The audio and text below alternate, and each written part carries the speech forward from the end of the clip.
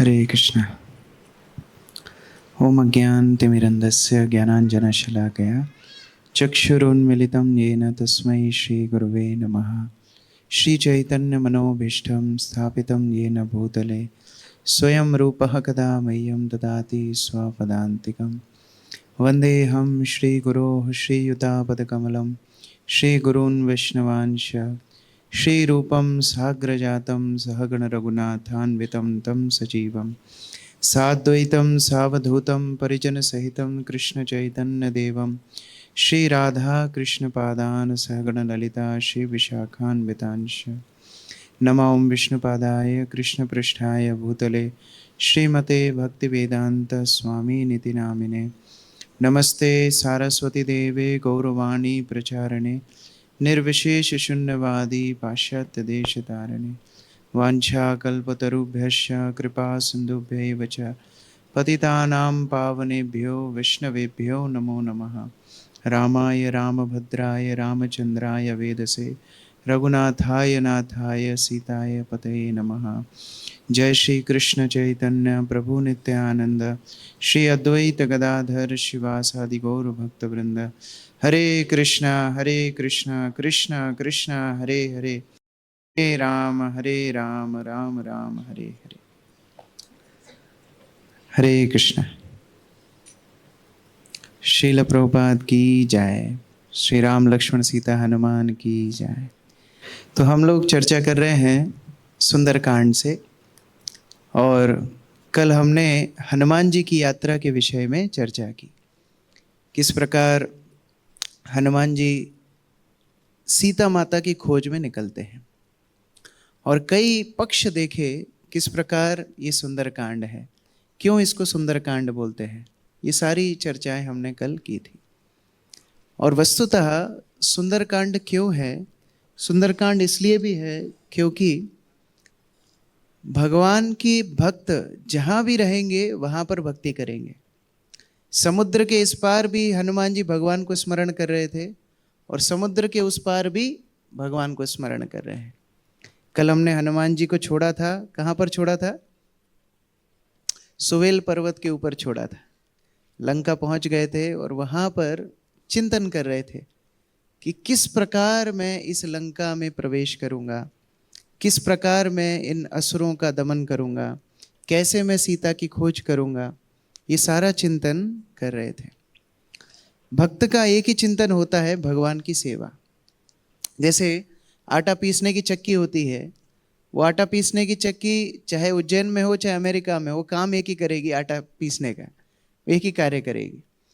उसी प्रकार से भगवान के भक्त चाहे लंका में हो, चाहे अयोध्या में हो, चाहे किष्किंधा में हो, चाहे समुद्र तट पे हो, उनका कार्य एकमात्र होगा भगवान की सेवा। कई गुण हमने हनुमान जी के देखे थे।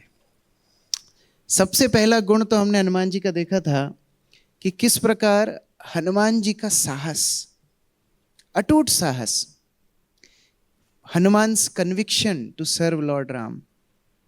इतना साहस कि समुद्र लांग गए। लोग वैसे प्रेम में बोलते हैं कि हम तुम्हारे लिए चांद तारे तोड़ करके लाएंगे, ये करेंगे वो करेंगे, लेकिन वो सब केवल बातें होती है। हनुमान जी वास्तव में समुद्र लांग गए। इतना प्रेम भगवान राम से करते थे। देखो, पानी को देख करके कुछ लोगों को कुछ कुछ होता है, डर लगता है। विशेषता जिनको ज़्यादा स्विमिंग नहीं आती है। अभी हम लोग जगन्नाथपुरी गए थे तो भक्त लोग डर रहे थे समुद्र में जाने के लिए, और हाथ पकड़ के, पानी इतना इतना ही था लेकिन हाथ पकड़ के जा रहे थे जैसे पता नहीं क्या हो जाएगा। और एक बार ऐसे ही कुछ भक्त एक भक्त को स्विमिंग सिखा रहे थे, तो उसको जाने की बिल्कुल इच्छा ही नहीं थी, वो बहुत डर रहा था। तो दो चार भक्तों ने उसको उठा के फेंक दिया पानी में। तो जब फेंका तो चिल्लाने लगा, हे कृष्णा, हे राधा रानी, हे नरसिंहा, ऐसे चिल्लाने लगा। जब वो खड़ा हुआ तो देखा पानी इतना ही था। तो लोगों को बड़ा डर लगता है पानी से, लेकिन हनुमान जी समुद्र लांग गए। तो भगवान की सेवा के लिए साहस हनुमान जी से सीखना चाहिए, पहला गुण। दूसरा गुण है हनुमान जी का दृष्टि, हनुमान जी का अपने गोल के प्रति सचेत होना। वो जिस उद्देश्य के लिए जाते थे उसी उद्देश्य के लिए कार्य करते थे। अभी सीता की खोज के लिए निकले हैं तो मैनाक पर्वत आया, कितना सुंदर उसने आयोजन करने का प्रयास किया, लेकिन हनुमान जी उस आयोजन को स्वीकार नहीं कर रहे हैं। क्यों? क्योंकि भगवान की सेवा का उद्देश्य है, वही उद्देश्य को लेकर के हनुमान जी आगे बढ़ना चाहते हैं।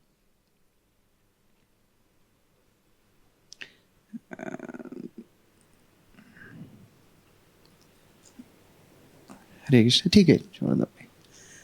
मैं आप लोगों के लिए पीपीटी बना रहा था, उसीलिए लेट हुआ, तो भगवान ने बोला इतने वैष्णवों को वेट कराया, अभी पीपीटी चलेगी ही नहीं। तो यही शुद्धिकरण है। तो हनुमान जी के दूसरा गुण है उनका दृष्टि। उनकी दृष्टि इतनी पवित्र है कि केवल भगवान राम को सेवा करने का उद्देश्य है। मैनाक पर्वत आया, फिर भी उसके प्रति उनकी आसक्ति नहीं थी। तीसरा है उनकी बुद्धि। सुरसा के साथ हनुमान जी ने बुद्धि से काम लिया। सुरसा अपना मुख बढ़ाती जा रही थी और हनुमान जी भी बढ़ते जा रहे थे, लेकिन जैसे ही बड़ा आकार हुआ अंदर जाकर के बाहर आ गए बुद्धि से। तो भक्ति में कई बार बुद्धि से भी काम लेना पड़ता है, कब छोटा बनना है, कब बड़ा बनना है। और चौथा, हनुमान जी की निपुणता। जो कार्य हनुमान जी करते हैं उसको एकदम निपुणता से करते हैं। ये सिंहिका के वध से हम सीख सकते हैं। ऐसा नहीं कि हनुमान जी बहुत विनम्र हैं, बहुत छोटे हैं, तो सिंह का खा गई तो अभी क्या करें, तो भगवान का ही आयोजन होगा, ऐसा नहीं। फिर निपुण भी होना चाहिए भक्त को। जैसे हमें स्मरण है, हम लोग लॉकडाउन के समय पर एक मीटिंग में बैठे थे, तो हमारे मंदिर के अध्यक्ष गुरु महाराज को परिचय कराए थे कुछ एक भक्त का। तो परिचय कराने में बोल रहे थे, गुरु महाराज जी इतने विनम्र भक्त हैं, इतने विनम्र भक्त हैं कि क्या बताएं, बहुत विनम्र भक्त हैं। तो गुरु महाराज ने बोला, विनम्रता अच्छी है, लेकिन जो काम इनको देते हैं वो पूरा कर पाते हैं कि नहीं? विनम्रता अच्छी है, लेकिन एक्सपर्टीज भी होना चाहिए, तब जाकर के भक्ति का कोई भी सेवा को निपुणता से व्यक्ति पूरा कर पाएगा। तो हनुमान जी बड़े निपुण थे और बचपन से निपुण थे, बहुत मेधावी थे। हनुमान जी की बाल्य लीलाएं आपने सुनी होंगी। कल प्रश्न पूछा गया था, शायद जय प्रभु ने पूछा था कि बचपन में ऐसा हनुमान जी को क्या मिला। तो बचपन में हनुमान जी को बहुत साधु संतों का संग मिला। एक बार नारद जी आए, तो नारद जी जब हनुमान जी के घर में आए तो हनुमान जी ने अपने पिताजी केशरी से पूछा कि ये कौन है, आप इतना सत्कार इनका क्यों कर रहे हो? तो उनके पिताजी ने बताया, ये बहुत महान वैष्णव हैं और हमारा सौभाग्य है कि इनके चरण हमारे घर में पड़े हैं। जैसे ही हनुमान जी ने सुना, वो नारद मुनि की वीणा लेकर के भागे। अब वीणा लेकर के भागे, नारद मुनि का ऐसा एक्सपीरियंस कभी था नहीं। वो बड़े बड़े असुरों के पास गए, लेकिन वीणा किसी ने नहीं छुड़ाई उनकी। अब यहाँ वीणा लेकर के भागे तो नारद मुनि पीछे पीछे भागे। हनुमान जी 1 घंटे तक घूमते रहे, दौड़ते रहे, नारद मुनि पीछे पीछे घूमते रहे। फिर लास्ट में आकर के नारद मुनि को हनुमान जी ने वीणा वापस दे दी। तो नारद जी बोलते, अरे ये क्या किया, ऐसा क्यों किया मेरे साथ? तो बोले, मेरे पिताजी ने बोला था आपके चरण घर में पड़े, बड़े पवित्र हैं, मैंने सोचा थोड़ी जगह क्यों, पूरे घर में पड़ने चाहिए, तो इसलिए अभी पूरे घर में आपको घुमा दिया। तो बड़े निपुण थे। ये हनुमान जी का चौथा गुण था। तो हनुमान जी विचार कर रहे हैं सुवेल पर्वत पर बैठ करके। सारे गुणों से संपन्न हनुमान जी प्रतीक्षा कर रहे हैं कि मैं किस प्रकार से भगवान राम का कार्य सिद्ध करूं।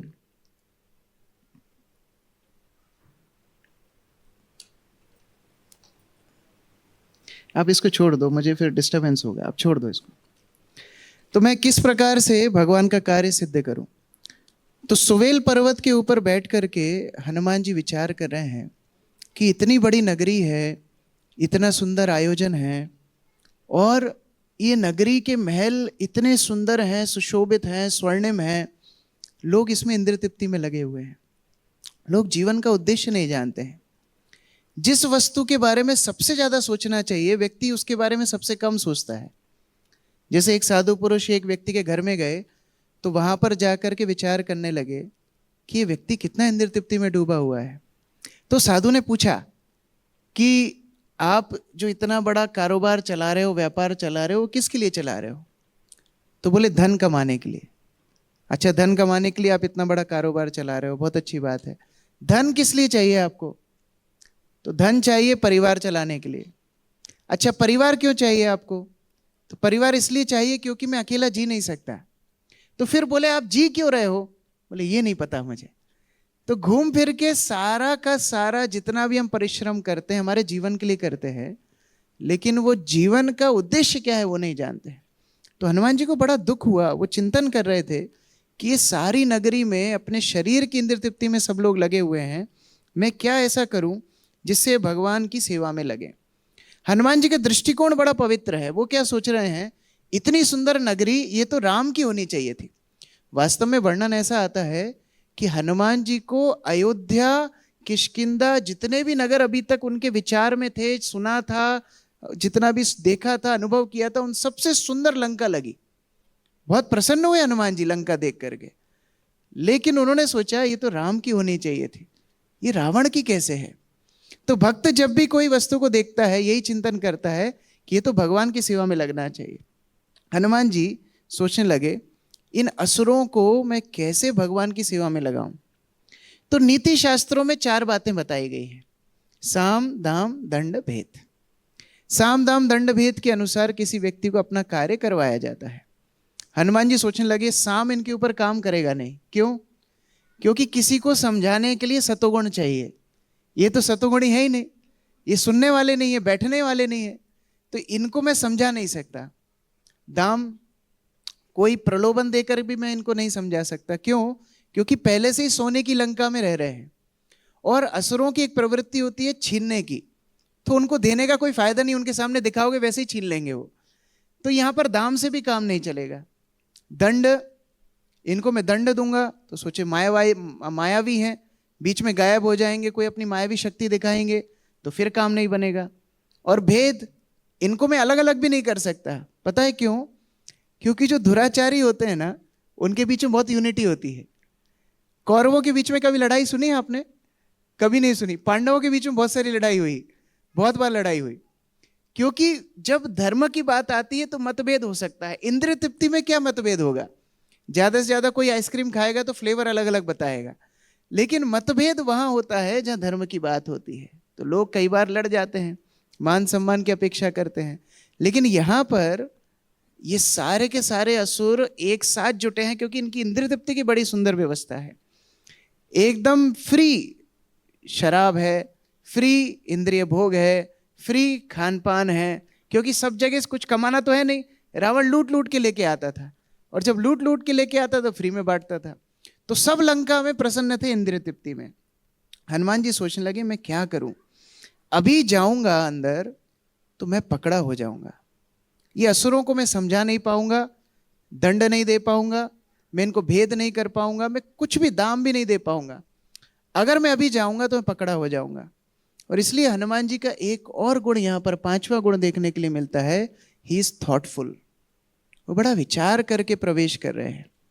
देखो किष्किंधा कांड में जो हमने चर्चा की थी, उधर विचार ही विचार हो रहा है, प्लानिंग ही प्लानिंग हो रही है, काम नहीं हो रहा है ज्यादा। और अभी लंका कांड आएगा, उसमें विचार नहीं है, उसमें धूम धड़ाक काम ही काम है, उसमें विचार ज्यादा नहीं है। इस रावण ने जब अपने मंत्रियों को बोला कि अरे राम की सेना आ गई अभी लंका तक, तो क्या करना चाहिए, मीटिंग करते हैं। तो सारे मंत्रियों ने, मीटिंग क्या करना है, खाना पीना शुरू कर देते हैं, हमारा भोजन है, सारे बंदर खाना पीना हम लोग शुरू कर देते हैं। तो अभी युद्ध कांड आएगा जिसमें ज्यादा विचार की बात नहीं है। किष्किंधा कांड में विचार ही विचार हो रहा है, लेकिन सुंदर कांड है बीच की स्थिति, बैलेंस, विचार भी हो और विचार के बाद कार्य किया जाए। हनुमान जी निपुण है विचार करने में, बार बार विचार करते हैं। आगे भी हम देखेंगे विचार करके डिसीजन लेते हैं। तो क्या करना चाहिए, हनुमान जी छोटे बन गए, बहुत सूक्ष्म रूप हनुमान जी ने ले लिया। क्यों सूक्ष्म रूप लिया? इतना बड़ा व्यक्ति जो सारा समुद्र लांग करके आया, इतना बड़ा व्यक्ति जिसकी टोली ने ही सीता की खोज की, इतना बड़ा व्यक्ति जिसके अंदर सारे गुण संपन्न है, ऐसा व्यक्ति जिसको सारे देवताओं ने आशीर्वाद दिया है, ऐसे हनुमान जी छोटे क्यों बन गए? क्योंकि भक्ति से मिलने के लिए जा रहे हैं। सीता देवी भक्ति की यहां पर भूमिका निभा रही है। जब हमें भक्ति चाहिए तो हमको छोटा बनना पड़ेगा। हम लोग शायद कल भी चर्चा कर रहे थे, गुरु महाराज बताते थे कि आध्यात्मिक जगत का जो द्वार है, प्रवेश द्वार, वो बहुत छोटा है, और उस द्वार में प्रवेश करने के लिए व्यक्ति को उतना ही छोटा बनना पड़ेगा। कितना छोटा बनना पड़ेगा? जितनी बड़ी आत्मा होती है। आत्मा होती है केश के अग्रभाग का 10,000वां हिस्सा, और उतना छोटा जब व्यक्ति बन जाएगा अपने चरित्र में, तब वो भक्ति को दर्शन कर पाएगा। तो दर्शन करने के लिए जाना है तो प्रदर्शन छोड़ना पड़ेगा। अपना जो प्रदर्शन है, अपना बड़प्पन है, ये छोड़ करके व्यक्ति अंदर जाए और फिर भक्ति के दर्शन कर पाए। तो हनुमान जी बड़े छोटे बने। कितने छोटे बने? वाल्मीकि रामायण ने बताया है बिल्ली के बराबर बने। और रामचरितमानस में बोला है मच्छर बन गए। मच्छर नहीं बने, मच्छर जैसे छोटे बन गए। तो जो भी हो, बहुत छोटा आकार लेकर के अंदर प्रवेश कर रहे हैं।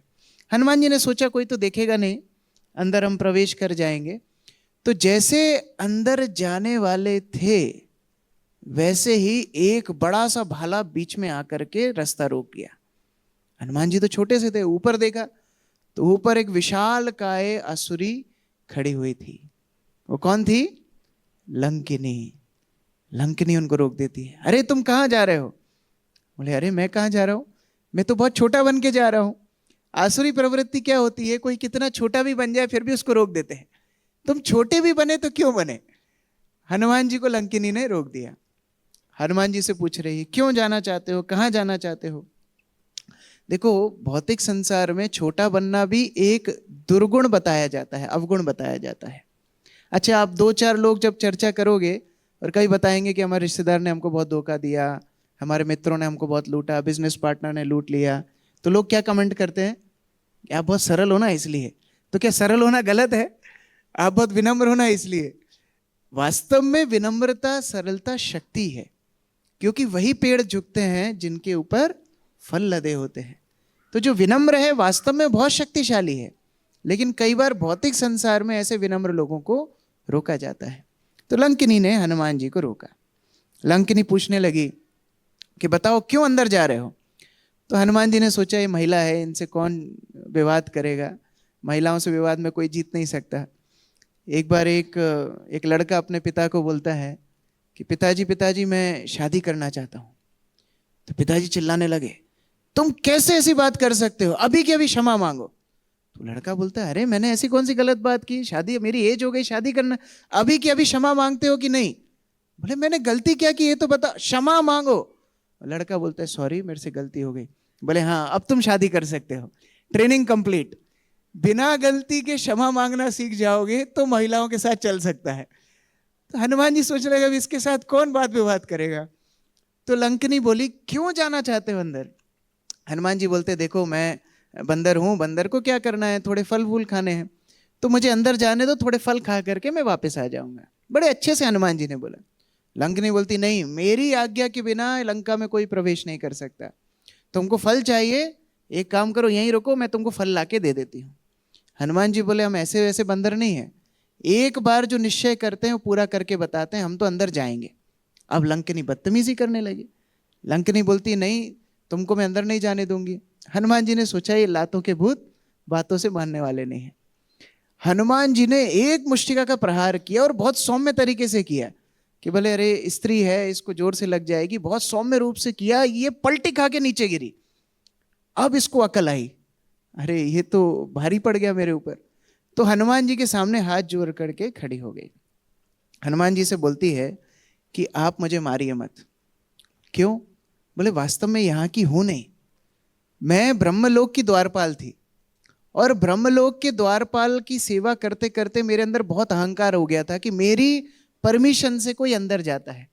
अच्छा, मंदिर में जो भक्त कूपन चेक करते हैं उनकी हालत ऐसी होती है, उनको लगता है मैं जब तक अंदर नहीं जाने दूंगा कोई प्रसाद नहीं लेगा, तो रोक देते हैं। फिर एक सीनियर भक्त आता है, बोले जाने दो इनको, फिर सारा अहंकार पंचर हो जाता है। तो हनुमान जी वो सीनियर भक्त की तरह है। तो ब्रह्मलोक में लंकिनी थी और ब्रह्मलोक की द्वारपाल थी। अहंकारवश कई लोगों को जाने देती थी, कई को नहीं जाने देती थी। तो ब्रह्मा जी ने इनको श्राप दिया, बोले तुम बहुत अहंकारी हो, ब्रह्मलोक में अहंकार नहीं होना चाहिए, विनम्रता से बात करनी चाहिए। तो अहंकारी व्यक्ति की सजा क्या होती है पता है?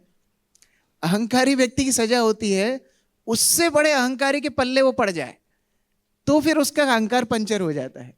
अब लंका में सब बड़े बड़े अहंकारी है, तुम लंका जाओ उनके द्वारपाल बनो तब तुम्हारा अहंकार छोटा होगा। तो लंकिनी बोलती है इसी श्राप के वश में यहाँ आई और इस श्राप के वश में यहाँ पर द्वारपाल बन गई, वास्तव में यहाँ की मैं हूं नहीं।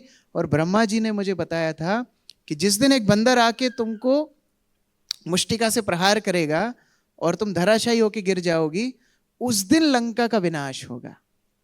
तो मैं जानती हूं आप आए हो सीता की खोज करने, सीता को रावण अंदर ही लेकर के गया है और अब मैं लंका छोड़ करके जा रही हूं, मुझे पता है कि आप इस लंका का विनाश करने वाले हैं।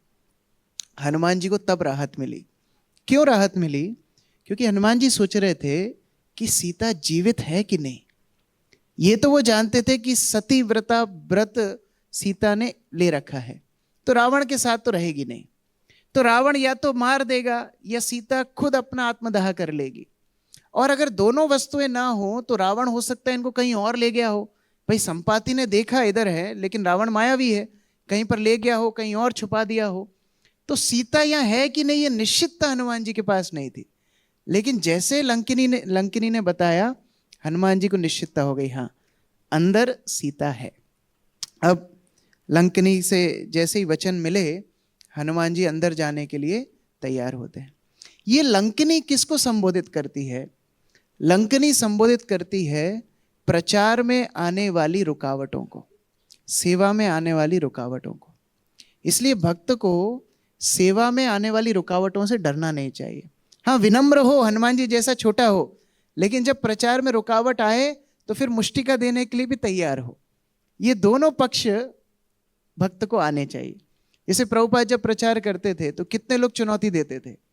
एक बार प्रभुपाद MIT में लेक्चर देने के लिए गए, तो जब MIT में लेक्चर देने के लिए गए तो एक व्यक्ति ने बोला कि आपने सर पे मट्टी क्यों लगा रखी है? तो प्रभुपाद बोले, तुमने गले में फांसी का फंदा क्यों डाल रखा है? उसने टाई पहनी हुई थी। प्रभुपाद का ये प्रश्न सुन के वो डर गया। प्रभुपाद बोलते हैं, अच्छा मुझे ये बताओ, तो MIT के प्रोफेसर हो, ये टाई का प्रयोजन क्या होता है? भाई बेल्ट लोग पहनते हैं पैंट खिसक ना जाए, बटन लोग लगाते हैं जिससे शर्ट बंधी रहे, टाई का प्रयोजन क्या है? तो इतना बड़ा प्रोफेसर था, बड़ी बड़ी चीजें सिखाता था, ये उत्तर नहीं दे पाया।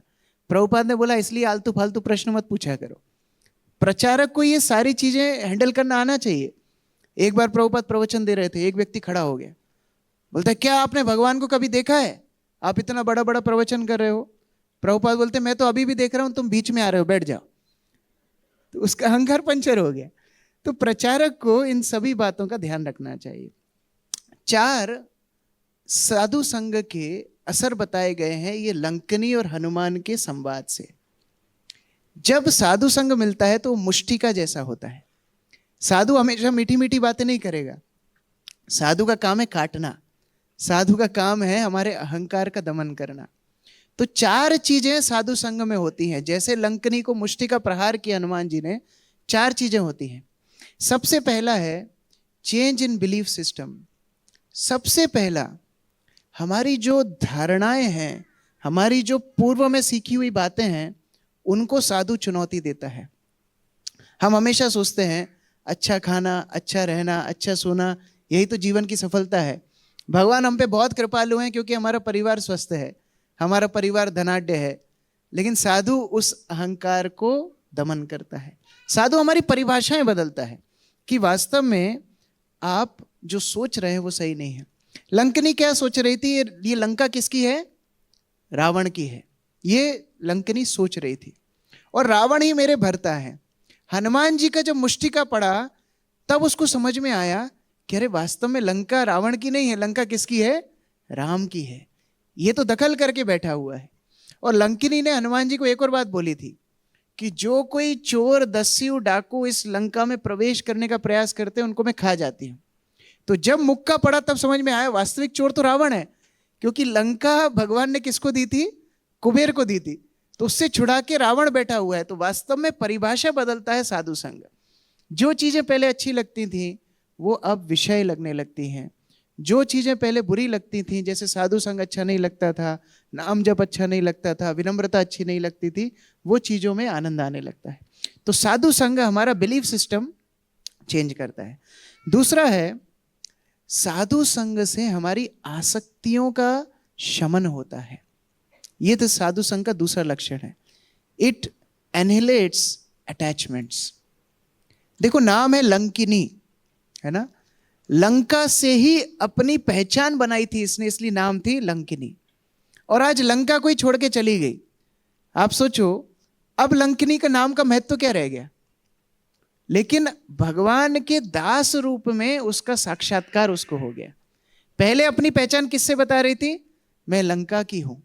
अब पहचान कैसे बता रही है? मैं भगवान की सेविका हूं।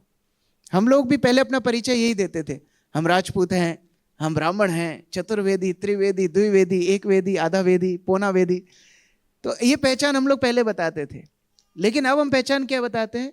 नहीं, हम हमारे गुरु महाराज के दास हैं, हमारा नाम है फलाना ढिमकाना दास। ये दास महत्वपूर्ण है। तो ये पहचान बदलता है साधु, आसक्तियों को बदलता है साधु। इसलिए भक्त लोग जब भगवान की सेवा करते हैं तो उसके पहले भूत शुद्धि मंत्र होता है। भूत शुद्धि मंत्र क्या है? ना हम विप्रो च नरपति, नापि वैश्यो न शूद्रो, ना हम वर्णी न गृहपति, वनस्थो यतिर्वा, किंतु प्रोद्यान निखिल परमानंद पूर्णामृताब्धिर, गोपीर भरतुर पद कमलयोर, दास दास दासानुदासा। मैं ब्रह्मचारी नहीं, मैं गृहस्थ नहीं, मैं वानप्रस्थ सन्यासी नहीं, मैं ब्राह्मण क्षत्रिय वैश्य शूद्र नहीं, मैं इस भौतिक संसार का ही नहीं। मैं किसका हूं? मैं तो वो गोपियों के भरतु कृष्ण का दास, दासों का दास हूं। तो ये दूसरा लक्षण साधु संग का होता है। तीसरा लक्षण है, साधु संग असक्षम व्यक्ति को सक्षम बनाता है। मूकम करोति वाचालम पंगुम लंगायते गिरिम, यत् कृपा तमहम वंदे श्री गुरु दीनतारिण। जो बोल नहीं सकते वो बोलने लगते हैं, जो चल नहीं सकते वो पहाड़ चढ़ जाते हैं। मतलब जो लंकिनी भक्ति से कोसों दूर थी, मुष्टिका का प्रहार पड़ते ही नीचे बेहोश होके गिर गई, हनुमान जी कृपा से पुनः खड़ी भी हो गई और पथ पर निकल गई, लंका को छोड़ करके भगवान के पथ पर निकल गई। ये सक्षमता साधु संग देता है। मैं कई जगह पर जाता हूं, एक स्थान पे एक भक्त अपना अनुभव बता रहे थे। वो बता रहे थे कि उनको 16 माला जप करने में बहुत समस्याएं आ रही थी। उनका जप ही नहीं हो रहा था, दीक्षा हुई नहीं थी।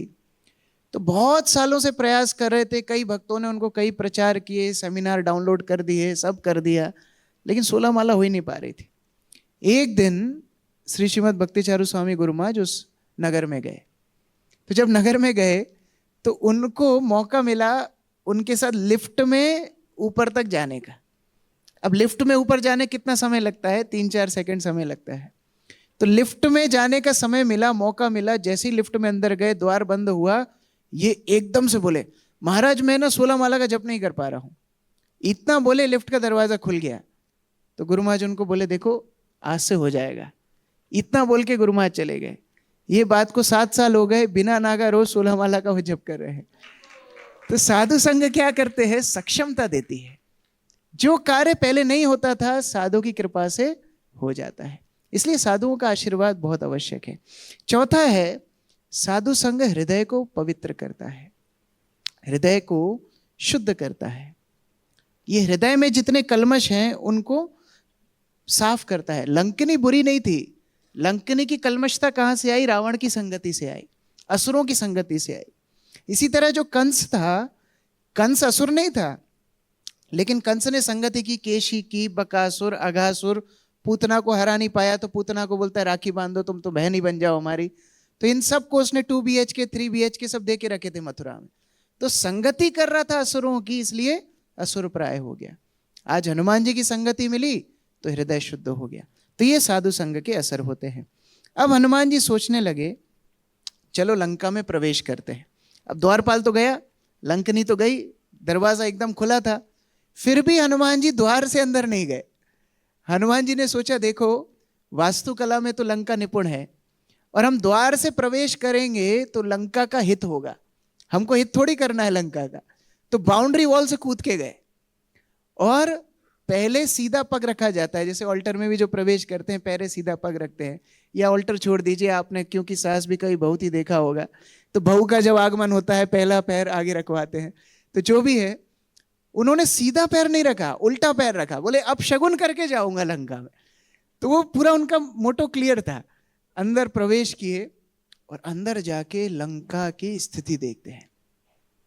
मोटे मोटे तगड़े लोग, थोंद निकली हुई है, शराब पी करके सीधे नहीं चल पा रहे हैं, और रात में ये सोच के गए थे कि सब सोते मिलेंगे तो चुपचाप जाऊंगा। यहाँ तो रात में पार्टी शुरू होती है, क्योंकि असुर है। जो सात्विक लोगों की रात होती है वहां असुरों का दिन शुरू होता है। तो लंका में तो एकदम मिडनाइट पार्टी चल रही है, सब लोग सड़कों पे हैं, कोई रावण का गुणगान कर रहा है, कोई एक दूसरे से मजाक मस्ती कर रहा है, कोई किसी की टांग खींच रहा है, सब एक दूसरे को परेशान करने का प्रयास कर रहे हैं। जो वहां की युवतियां थी, महिलाएं थी, अप्सराओं से भी ज्यादा सुंदर थी, क्योंकि रावण चुन चुन के हरण करके लेकर के आया था। तो ये सब हनुमान जी देख रहे थे। और ऐसी लंका में हनुमान जी को कुछ ऐसे लोग भी मिले जो यज्ञ कर रहे थे, वेद पाठ कर रहे थे। तो ऐसा नहीं है कि कोई यज्ञ कर रहा हो तो धार्मिक ही होगा, वो लंका में रहने वाला भी हो सकता है। तो हर तरह के लोग मिले। आप देखिए बाद में युद्ध कांड में हम देखेंगे मेघनाद का यज्ञ, तो मेघनाद भी यज्ञ करता था, उसका यज्ञ भगवान राम ने बंद कराया। तो ऐसे कई कई दृश्य हनुमान जी देख रहे हैं, लेकिन हनुमान जी का केवल एकमात्र उद्देश्य है सीता की खोज। अभी कोई सामान्य बानर होता और लंका में उसको प्रवेश मिल जाता तो मुंह फाड़ फाड़ के देखता। जैसे हमारे भक्त जब पहली बार ऑरलैंडो गए थे, तो जब पहली बार फ्लाइट में बैठे थे कुछ भक्त, तो फ्लाइट भी पहली बैठे इंटरनेशनल फ्लाइट, और वो फ्लाइट भी थी डबल डेकर फ्लाइट, और एमिरेट्स की बहुत अच्छी सर्विस भी रहती है। तो ऐसे देख रहे थे सब चीज़ों को जैसे कोई दिव्य विमान में बैठे हो, पुष्पक विमान में। और जब फिर रात का समय हुआ, लाइट्स ऑफ हुई, तो उसमें ऐसी डिज़ाइन थी कि सितारे ऊपर से दिख रहे थे। तो बोले अरे वाह, सितारे दिख रहे हैं। और फिर अच्छी अच्छी वस्तुएं परोसी भी गई। ऑरलैंडो एयरपोर्ट पे उतरे, सब बेहतरीन अलग अलग तरह के लोग दिख रहे थे चितकबरे से, उन सबको देखा। और फिर इमिग्रेशन पार करके अमेरिका की सड़कें, उद्यान, बड़ी बड़ी अट्टालिकाएं, सब देख देख करके बड़े रोमांचित हो रहे थे। और फिर डीलैंड आया। तो जब डीलैंड आया तो फिर वो तो वृंदावन था, वहां तो केवल वृक्ष और मिट्टी, दो ही चीज थी। तब उनका वो पूरा का पूरा उत्साह शमन हुआ। तो सामान्य व्यक्ति जब ऐसी प्रभाव, बड़े बड़े प्रभावों को देखते हैं, बड़ी बड़ी वैभव को देखते हैं, तो उससे आकर्षित हो जाते हैं। हनुमान जी आकर्षित नहीं हुए, सब जगह पर सीता की खोज कर रहे हैं। और कल हमने चर्चा की थी, हनुमान जी हर एक गृह को मंदिर रूप से देख रहे हैं। उसके दो कारण हैं। कल हमने चर्चा किया था, क्योंकि उस मंदिर के देवता उनका शरीर था, लोग अपने शरीर की ही पूजा कर रहे थे। लेकिन दूसरा भी इसका अर्थ बताया भक्तों ने, वो ये सोच रहे थे कि सीता किसी भी महल में हो सकती है, और जिस स्थान में सीता होगी वही महल होगा, वही मंदिर होगा। क्योंकि वास्तविक मंदिर बड़ी गुंबद से नहीं होता है, बड़े शिखर से नहीं होता है, बड़े बड़े झंडों से नहीं होता है। प्रभुपाद जब न्यूयॉर्क में प्रचार करने के लिए गए थे, तो बहुत लोगों को प्रभुपाद ने पत्र लिखा। प्रभुपाद ने भारत में कई लोगों को अप्रोच किया कि देखो यहाँ लोग भागवत कथा सुनना चाहते हैं, हरिनाम करना चाहते हैं, आप मेरी मदद कीजिए। किसी ने मदद नहीं की। एक व्यक्ति तैयार हो गया, और वो व्यक्ति बोलता है मैं आपको बहुत सारा धन भेजूंगा, आप मंदिर बनाओ। तो प्रभुपाद ने बोला देखो बनाने करने में तो बहुत समय लग जाएगा, अमेरिका का हमको अनुभव नहीं है, एक बिल्डिंग यहाँ पर बिक रही है, तो बिल्डिंग मैं खरीद लेता हूँ, आप पैसा भेज दो। तो बोलता नहीं नहीं नहीं, हमको ऐसी बनी बनाई बिल्डिंग नहीं चाहिए, आप जमीन लो, जमीन लेकर के मंदिर बनाओ, बड़ा शिखर बनाना चाहिए, उसमें उसमें झंडा होना चाहिए, बड़ी बड़ी घंटियां होना चाहिए। उस व्यक्ति ने धन ही नहीं दिया प्रभुपाद को। प्रभुपाद बोलते हैं मंदिर का वास्तविक अर्थ शिखर नहीं है, मंदिर का वास्तविक अर्थ विग्रह भी नहीं है, मंदिर का वास्तविक अर्थ है जहां भक्ति हो। इसलिए प्रभुपाद बोलते थे अगर मेरे कोई भी केंद्र में एक भक्त भी गंभीरता से मेरे आदेशों का पालन करेगा, वो मंदिर कभी बंद नहीं होगा, वो मंदिर में हमेशा भीड़ लगी रहेगी, वो मंदिर में हमेशा लोग आएंगे। ये प्रभुपाद की मंदिर की डेफिनेशन थी। तो हनुमान जी हर हर ग्रह को देख रहे हैं, हर महल को देख रहे हैं, और मंदिर भाव से उसको स्वीकार कर रहे हैं, क्योंकि सीता किसी भी ग्रह में हो सकती है। ढूंढते ढूंढते ढूंढते हनुमान जी रावण के महल पे पहुंच गए। हमने कुछ चित्र यहाँ पर बनाए थे, तो बाद में आपको भेज देंगे।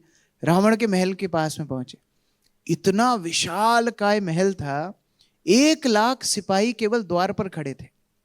त्रिकूट पर्वत की चोटी पर ये रावण का महल था, हजारों हाथी घोड़े इत्यादि थे, लोग नशे में चूर आसपास भटक रहे थे। 7-7 माले की अलग अलग इमारतें आसपास में थी जो नौकर चाकरों के लिए थी, और उसके बाद कई कई शिल्पकला की सुसज्जित वस्तुएं वहां पर रखी हुई थी, कई देवी अस्त्र इधर उधर पड़े हुए थे, क्योंकि लंका में कोई प्रवेश ही नहीं कर पाता था, तो युद्ध की बात कहाँ। तो सारे सिपाही मदिरा पान करके इधर उधर डोलते रहते थे, अस्त्र शस्त्र ऐसे ही पड़े रहते थे, और स्वर्ण आभूषण, अलग अलग मणियां इत्यादि ऐसी बिखरी रहती थी, कई कई शैयाएं पड़ी थी, कई कई आसन पड़े थे, सिंहासन पड़े थे। हनुमान जी किसी से आकृष्ट नहीं हुए, महल के अंदर प्रवेश किए। अच्छा, महल के अंदर प्रवेश कैसे कर पाए? क्योंकि ये सिपाही सब इतने नशे में थे, हनुमान जी को किसी ने देखा ही नहीं। हनुमान जी अंदर प्रवेश किए, महल के बीचों बीच एक आंगन था और वहां पर रखा था पुष्पक विमान। ये 2 अध्याय में वाल्मीकि मुनि ने केवल पुष्पक विमान का वर्णन किया है, उतने विस्तार में हम नहीं जाएंगे। तो हनुमान जी पुष्पक विमान के अंदर घुस गए, खूब वस्तुएं देखी उन्होंने, खूब वस्तुएं पुष्पक विमान के अंदर देखी। ये पुष्पक विमान अपने आप में एक महल था, और इसकी खासियत क्या थी, जितने लोग होते थे उसके अनुसार ये पुष्पक विमान अपना रूप बदल देता था। जैसे अगर अकेला व्यक्ति है तो ये प्राइवेट जेट बन जाता था, 4-5 लोग हैं तो थोड़ा और, अगर 100 लोग हैं तो और, एक पूरा नगर को जाना है तो नगर बन जाता था, पूरे देश को एक स्थानांतरित करना है तो देश बराबर बड़ा बन जाता था, इतना इसका गुण था। हनुमान जी ने पूरे पुष्पक विमान में एक बड़ी अलग सी चीज देखी, वहां पर माता लक्ष्मी का विग्रह था, और रावण रोज आकर के वो माता लक्ष्मी की पूजा करता था। तो हनुमान जी सोचने लगे कितना मूर्ख व्यक्ति है, एक तरफ माता लक्ष्मी की पूजा कर रहा है और एक तरफ उसी माता लक्ष्मी के स्वरूपा को उठा करके लाया भोग करने के लिए। तो लोग माता लक्ष्मी की बड़ी पूजा करते हैं, दीपावली किस लिए मनाई जाती है उनको पूछो, मालूम ही नहीं है, लेकिन पूजा बराबर करेंगे माता लक्ष्मी की। और क्या भावना रहेगी, जितना लक्ष्मी आएगी उतना हम इंद्रिय भोग करेंगे।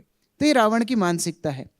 हनुमान जी और आगे बढ़े तो उन्होंने देखा हवा में एक पर्वत समान बड़ा रथ झूल रहा है। तो हनुमान जी ने सोचा रस्सी बांध के झुलाया है कि नीचे से ठेका लगा है, कैसे झूल रहा है, देखा हवा में झूल रहा है, वो रावण का रथ था। तो ये सारी वस्तुएं हनुमान जी देख रहे थे। अब एकदम रावण के इनर चैम्बर में हनुमान जी प्रवेश करते हैं। केवल जो रावण का निजी गृह था, बेडरूम था, वो 4 मील बाय 8 मील का था, इतना बड़ा रावण का बेडरूम था। तो अभी धीरे धीरे बेडरूम बड़े होते जा रहे हैं, तो आप सोचो रावण भी उसी मानसिकता का था, बड़ा बेडरूम। तो अभी हनुमान जी ने सर्वप्रथम रावण को देखा, बहुत सुंदर हैंडसम, लेकिन झट्ट काला, और एकदम शैया पर पड़ा हुआ है, हाथी की गर्जना जैसे खर्राटे मार रहा है, और उसके हर खर्राटे सांस छोड़ने के साथ मदिरा की गंध बाहर आ रही है, और उस मदिरा में आम का फ्लेवर भी है, उसमें जायफल का फ्लेवर भी है, ऐसा वाल्मीकि बोलते हैं, नटमेग। तो ये सारे फ्लेवर की गंध दूर तक आ रही है। हनुमान जी ने देखा उसके पूरे शरीर में लाल चंदन लेपा हुआ है, और कई कई स्त्रियां आसपास में लेटी हुई है। हनुमान जी ने 12,000 स्त्रियां देखी केवल रावण के कक्ष में। हनुमान जी को घृणा हुई उसको देख करके। साधु ना जब ऐसे वैभवशाली लोगों को देखते हैं उनको घृणा होती है, हम लोग आकृष्ट हो जाते हैं, अरे वाह इतना बड़ा एक्टर आ रहा है। गुरु महाराज बताते थे ना, रानी मुखर्जी आई थी तो लोग छत पे चढ़ गए थे, कहाँ कहाँ चढ़ गए थे। तो लोग वैभवशाली लोगों को देख करके बड़ी प्रसन्नता महसूस करते हैं, लेकिन साधु इनको देख करके दया महसूस करता है। और रावण तो दया का भी पात्र नहीं था, उसको देख करके तो घृणा आ रही थी हनुमान जी को। हनुमान जी ने सोचा कि इतना अपवित्र व्यक्ति, इसको तो देखना ही पाप है। लेकिन हनुमान जी भूखे बहुत थे। हनुमान जी निकले, कब से निकले आपको याद है, स्वयं प्रभा की गुफा में कुछ खाया था, और उसके बाद समुद्र तट, और वहां पर जाम्बवन का प्रवचन, और फिर वो बीच में कितनी लाउंज एक्सेस वगैरह की बातचीत हुई, और फिर लंका आए, और फिर शाम तक रुके, और फिर लंकनी का हरिबोल किया, फिर अंदर आए। तो बहुत लंबा समय निकल गया, हनुमान जी को भूख बहुत लग रही थी। और रावण के महल में इतने सुंदर सुंदर खाद्य पदार्थ जैसे मानो आकृष्ट कर रहे हों। वाल्मीकि रामायण में उल्लेख आता है 5 इंद्रियां हनुमान जी की एकदम आकृष्ट हो रही थी, लेकिन हनुमान जी ने सबको समेट लिया। जैसे कछुआ अपने सारे के सारे अंगों को अंदर समेट लेता है, उन्होंने बोला नहीं, यह मेरा स्थान नहीं है, मेरा स्थान भगवान राम की सेवा के लिए है, यहां पर मैं अपनी इंद्रियों को छोड़ नहीं सकता, नहीं तो भगवान राम की सेवा में कभी नहीं कर पाऊंगा। हनुमान जी आगे बढ़े, ढूंढने लगे, और जैसे ही सारी की सारी स्त्रियों का अन्वेषण कर रहे थे, हनुमान जी को एक क्षण के लिए एक विचार आया।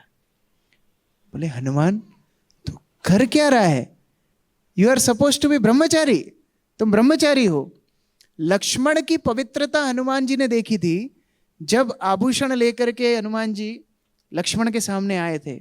लक्ष्मण ने क्या बोला था? मैंने मां सीता के और आभूषण नहीं देखे, मैंने तो केवल पायल देखी है। तो लक्ष्मण इतना बड़ा ब्रह्मचारी है और हम तो और बड़े होने चाहिए, हम तो बाल ब्रह्मचारी है। वो तो विवाहित गृहस्थ का इतना ब्रह्मचारी धर्म है, तो हमारा कितना होना चाहिए। और मैं ये स्त्रियों को देख रहा हूं, कोई शैया पर है, कोई कुछ तरह के वस्त्र पहने, किसी ने नहीं, किस तरह की स्थिति में मैं देख रहा हूं, ये तो मेरा कार्य नहीं है। फिर हनुमान जी सोचने लगे, अगर राम की सेवा के लिए मेरा पतन भी हो जाए तो मुझे कोई गम नहीं है। हनुमान जी सोचने लगे, मेरा भाव राम की सेवा है, मैं तो सीता की खोज करूंगा। हनुमान जी आगे बढ़े, एक बहुत सुंदर स्त्री को देखा।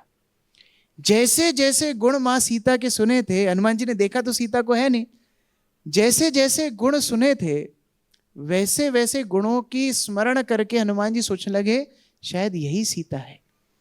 एकदम सुंदरी, कपूर जैसी गोरी शैया पर शयन कर रही है। हनुमान जी इतने प्रसन्न हो गए, अपनी पूंछ को चूमने लगे, खंबे पर ऊपर नीचे उतरने लगे, गुलाटी खाने लगे, खूब प्रसन्न हो गए। हनुमान जी एक बंदर की भूमिका में जितने प्रसन्न हो सकते थे उतने प्रसन्न हुए। फिर उन्होंने विचार किया, नहीं, ये सीता नहीं हो सकती, क्योंकि अगर सीता होती तो इतने इतने आराम से सो नहीं रही होती और इतने आभूषणों से अपने आप को सजा के नहीं रखा होता। ये हो ना हो रावण की पत्नी मंदोदरी है, ये सीता नहीं है। तो हनुमान जी वहां से भी बाहर निकले।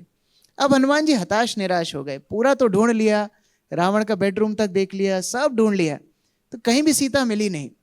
अब रामचरितमानस में और वाल्मीकि रामायण में दोनों में अलग अलग एक दृष्टिकोण दिया है। दोनों ही सही है, क्योंकि अलग अलग कल्प में ये कथाएं हो सकती है। रामचरितमानस में बताया गया, हनुमान जी बाहर निकलते हैं और सोचते हैं कहाँ ढूंढूं सीता को, किधर ढूंढूं किधर ढूंढूं। तब एक भवन में वो देखते हैं राम लिखा हुआ है। बोले, अरे ये किसका भवन है जिसमें राम लिखा हुआ है? हम तो अभी आए हैं। मानो कोई प्रचारक कोई सिटी में प्रचार करने जाए और पहले से ही वहां पोस्टर लगा है, इस्कॉन का रविवार ये कार्यक्रम, भाग लीजिए 1 से 3 बजे तक, फ्री प्रसाद। तो उसको खुशी होगी कि नहीं होगी? अरे मैं तो प्रचार करने आया, यहाँ तो पहले से भक्त लोग हैं। हनुमान जी को बड़ी प्रसन्नता हुई। हुआ ऐसा था कि वहां विभीषण रहता था। अच्छा, विभीषण भगवान राम के भक्त थे, उनका नाम लेते थे, उनका नाम उन्होंने पूरे घर में लिख रखा था। एक दिन रावण आया किसी काम से विभीषण के घर में, राम का नाम देख के बहुत चिढ़ गया। बोलते, अरे तुमने राम का नाम क्यों लिख रखा है? मेरी पूजा पूरी लंका में होती है, राम कौन होता है? बोले, अरे अरे आप गलत मत समझिए, अभी शॉर्टकट का जमाना है ना, लोग लिखते OMG LOL, इस तरह शॉर्टकट का जमाना है। तो वास्तव में शॉर्टकट लिखा है ये। बोले, शॉर्टकट किस चीज का शॉर्टकट? बोले, रावण और मंदोदरी का शॉर्टकट होता है राम, तो ये मैंने लिखा हुआ है, वास्तव में राम नहीं है वो, रावण मंदोदरी है। तो रावण बोलता है, अच्छा ऐसी बात है कि पूरी लंका में लिखवा दो, कोई बात नहीं। तो विभीषण को परमिशन थी कहीं ना कहीं भगवान राम का नाम लेने के लिए। तो ये राम नाम देखा, हनुमान जी सोचने लगे ये भक्त है। लेकिन हनुमान जी फिर विचार करने लगे, लंका के बीच में बहुत मायावी है, हो सकता है किसी को पता पड़ गया कि मैं लंका में घुसा हूं और मैं खोजबीन कर रहा हूं। तो ऐसा भी हो सकता है कि ये ट्रैप हो, किसी असुर ने ये ऐसा जाल बिछाया हो, मैं अंदर जाऊंगा मुझे पकड़ लेंगे, तो परीक्षा कर लेता हूं। अच्छा, हनुमान जी की परीक्षा कैसी होती है? राम और लक्ष्मण से प्रथम भेंट हनुमान जी की हुई तो परीक्षा से ही हुई, और वो परीक्षा करने किस वेश में गए थे? ब्राह्मण वेश में गए थे। तो हनुमान जी ने फिर ब्राह्मण वेश बना लिया और ब्राह्मण वेश बना करके विभीषण के पास गए। क्यों ब्राह्मण वेश बनाया? हनुमान जी सोचने लगे, मेरे जो भगवान हैं, भगवान राम हैं, वो गो ब्राह्मण हिताय हैं, वो ब्राह्मणों को बड़ा सम्मान करते हैं, और ये तो परीक्षा में कर चुका हूं, किस तरह मेरा सम्मान किया जब मैं ब्राह्मण बन के गया था। तो जब मेरे भगवान ब्राह्मणों को इतना सत्कार करते हैं तो उनके भक्त को तो ब्राह्मणों का सत्कार करना ही चाहिए। तो अगर वास्तविकता में भक्त होगा तो ब्राह्मण देख करके प्रणाम करेगा, लेकिन जो दूसरे भक्तों को आदर नहीं कर सकता वो तो भक्त हो ही नहीं सकता। तो इसलिए ब्राह्मण बन करके प्रवेश करते हैं, और प्रवेश करने के बाद हनुमान जी की भेंट विभीषण से होती है। विभीषण आनंद में मग्न हो जाते हैं, अपने अंग वस्त्र को हवा में घुमाने लगते हैं, नाचने लगते हैं कि अरे वाह, मुझे वास्तव में आज भक्त संग प्राप्त हुआ है, नाचने लगते हैं। तो हनुमान जी प्रसन्न हो जाते हैं, चलो इसने पहचाना, तो अपने असली रूप में आते हैं। विभीषण हनुमान जी को पूछते हैं, क्या आप भगवान राम के भक्त हो? हनुमान जी बोलते नहीं नहीं, मैं भक्त नहीं हूं। तब विभीषण बोलता है इसका मतलब आप असली भक्त हो, क्योंकि जो एक बार में बोल दे कि मैं राम का भक्त हूं, वास्तव में वो भक्त नहीं है। लेकिन जो बोले कि मैं राम के दासों का दास हूं, वो वास्तविक भक्त है। हनुमान जी विभीषण की बड़ी सुंदर वार्तालाप हुई। हनुमान जी ने विभीषण से पूछा, देखो आप इतनी कठिन परिस्थिति में रह रहे हो, सारे के सारे असुर है, हम लोग तो बहुत भक्त संग में रहते हैं, भक्ति करते हैं, राम जी का भी सानिध्य हमको मिल गया, लेकिन आप असुरों के बीच में रहते हो, इतनी प्रतिकूल परिस्थिति में आप भक्ति करते हो, आपको इतनी भक्ति करके मिला क्या? आपके ऊपर भगवान की कृपा है, इसका प्रमाण क्या है? तो हनुमान जी को विभीषण बोलते हैं, मुझे भगवान की कृपा मिली, मुझसे भगवान राम प्रसन्न है, उसका प्रमाण आप मांग रहे हो, आप जो सामने खड़े हो यही प्रमाण है। क्योंकि बिना भगवान हरि की कृपा के संतों का संग नहीं मिलता है। तो केवल केवल आपका संग मुझे मिल रहा है, इसका मतलब भगवान राम मुझसे प्रसन्न है। तो हनुमान जी बड़े खुश होते हैं। तब विभीषण बोलते हैं, देखिए हनुमान जी, मेरा एक दुख सुनिए। क्या दुख है? बोले मैं जो ये असुरों के बीच में रहता हूं, ये असुर सब दांत के समान है और मैं जिह्वा के समान हूं। दांतों के बीच में जिह्वा के जैसे मैं रहता हूं। अब ये थोड़ा सा उदाहरण को हम समझने का प्रयास करते हैं 4 चीजों से। सबसे पहले दांत क्या है? दांत असाधु है। और जीभ क्या है? वो भक्त है। दांत को जब कुछ फंस जाता है, दांत में जब कुछ समस्या होती है, तो बार बार जीभ वहीं जाती है। आप में से किस किस की दाढ़ निकली है? हाथ खड़ा करो। अक्कल दाढ़। हाँ। किस किस के बचपन में दांत निकले हैं? हाथ खड़ा हो। जब दांत गिर जाता था, सबके ही गिरे हैं, हाथ खड़ा करो। हाँ, वेरी गुड। तो कई बार जगाने के लिए पूछना पड़ता है। तो जब दांत गिरता था, बचपन में हो चाहे अभी आपकी दाढ़ निकली हो, बार बार जीभ उधर जाती है ना। जब दांत में कुछ फंस जाता है, आम खाते हैं, आम का रेशा फंस जाता है, बार बार जीभ उसको निकालने का प्रयास करती है। कोई जीभ से बोले अरे दांत की दिक्कत है, तुझे क्यों समस्या हो रही, छोड़ देना, दांत सुलझा लेगा अपना, तू शांति से बैठ। साधु है, नहीं बैठ सकता है शांति से। साधु वो है जो दूसरों के दुख को देख करके दुखी हो जाए। पर दुख दुखी, ये साधु का लक्षण है। हम लोग जब प्रयाग गए थे, तो प्रयाग में उस समय पर वहां पर एक भक्त थे, तो वो हमको, गुरु महाराज को एक फैक्ट्री दिखाने के लिए लेके गए थे। 2018-19 की बात है। बहुत बड़ी फैक्ट्री थी। तो वहां पर मोती बनते थे, जो हमारी जपमाला में काउंटर हम यूज करते हैं, या माताएं जो ज्वेलरी में मोती पहनती हैं, मदन मोहन को भी हम वो मोती इस्तेमाल करते हैं, तो मोती बनते थे कांच के। अब वो फैक्ट्री बड़ी विशालकाय थी, बहुत सारे उसमें लोग काम करते थे, लेबर काम करती थी। और वो मोती बनाने के लिए क्या करना पड़ता है? कांच को पिघलाना पड़ता है, और पिघलाने के बाद उसमें पिगमेंट कलर डाला जाता है, और कलर डालने के बाद उसमें डिजाइन बनाई जाती है, और फिर उसको आकार दिया जाता है। ऐसे मोती कांच के बनते हैं। अब इतना टेम्परेचर हाई उस फैक्ट्री में रखना पड़ता है कि वो मजदूरों को एक सूट पहनाया जाता था, जो सूट आग से उनकी रक्षा करे। लेकिन आग से रक्षा करने के लिए वो सूट इतना भारी होता था कि अंदर ही अंदर ये झुलसते थे, ये पसीने में लथपथ रहते थे, और ऐसे इनको 12 से 14 घंटे काम करना पड़ता था। तो ये व्यक्ति ने पूरी फैक्ट्री का टूर कराया, और वो व्यक्ति बड़ी प्रसन्नता से दिखा रहा था कि हम इतने मोती बेचते हैं, वृंदावन भी हमारे यहाँ से जाते हैं, और अयोध्या भी हमारे यहाँ से जाते हैं, और ये और वो, पूरी फैक्ट्री दिखाई। गुरु महाराज बड़े प्रसन्न थे।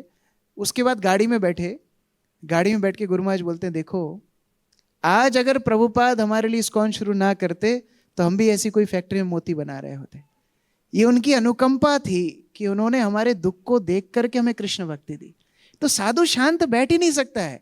साधु का संकट एक ही है, दूसरों के संकट को कम करना, जिह्वा जैसे। अच्छा, इसके विपरीत असाधु, जो दांत है, दांत चबा रहे हैं, गलती से बेचारी जीभ बीच में आ जाए, दांत छोड़ता है उसको? दांत सोचता है इतनी बार जीभ ने मेरी मदद की, इतनी बार मेरी सेवा की, चलो आज छोड़ देता हूं इसको, गलती से एक बार बीच में आ गई तो क्या दिक्कत है। बराबर चबाएगा, बराबर दर्द देगा, और फिर भी जिह्वा शांत रहती है। क्या सोच के शांत रहती है? कि ये मेरे ही तो दांत है, मेरे ही तो अंग है, मेरा ही तो शरीर है। ये साधु की महानता होती है। अच्छा, आगे अगर हम और विचार करें, साधु क्यों शांत रहता है, जिह्वा क्यों शांत रहती है? क्योंकि जिह्वा को पता है जन्म के साथ जिह्वा आई, और जब तक बुढ़ापा आएगा दांत एक एक करके गिर जाएंगे, लेकिन मरते समय तक कौन रहने वाली है? जिह्वा रहने वाली है। तो साधु को पता है एक ही बात शाश्वत है जीवन में, भक्ति। तो शुरुआत में भी भक्ति रहेगी, लास्ट में भी भक्ति रहेगी, लेकिन ये दांत बीच में आएंगे और धीरे धीरे कट कट करके चले जाएंगे। तो कई बार साधुओं को सहिष्णुता रखनी पड़ती है। ऐसे खल प्रवृत्ति के जो लोग होते हैं वो थोड़ी देर परेशान करते हैं, अपने आप चले जाते हैं। कल ही मैं भक्ति आश्रय वैष्णव महाराज का एक प्रवचन सुन रहा था। महाराज बता रहे थे, अगर आपका कोई असम्मान करे, अगर कोई आपको अपशब्द बोले, अगर आपको कोई बहुत तिरस्कृत करे, आप उस समय पर बस शांत रह जाइए, फिर भगवान एकदम कंपाउंड इंटरेस्ट के साथ उसका बदला लेंगे। लेकिन आपने प्रतिक्रिया की तो भगवान सोचेंगे हाँ निपट ही रहा है, तो फिर मेरे बीच में पड़ने का क्या प्रयोजन है।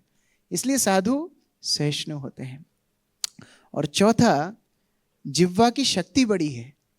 हनुमान जी मानो विभीषण को बोल रहे हो, आप अपने आप को जिह्वा बुला रहे हो, लेकिन जिह्वा की शक्ति नहीं समझ रहे हो आप। जिह्वा में कितनी शक्ति है। अगर जिह्वा डॉक्टर के पास जाके दांत की कंप्लेन कर दे कि देखो देखो ये दांत मुझे बहुत परेशान कर रहा है, तो डॉक्टर क्या करेगा? दांत को उखाड़ देगा। तो बोला अभी टेंट लगने वाला है समुद्र तट पर, डॉक्टर का शिविर लगने वाला है। कौन है वैद्य? भगवान रामचंद्र आने वाले हैं। आप आना और अपनी समस्या बता देना, सारे दांत उखाड़ देंगे। और सारे दांत उखाड़ देंगे तो किसका साम्राज्य होगा मुख में? केवल जिह्वा का साम्राज्य होगा। इसलिए तुमरो मंत्र विभीषण जाना, लंकेश्वर भय सब जग जाना। हनुमान जी ने जो मंत्र दिया, राम के शरण लेना, और ये होने वाला है।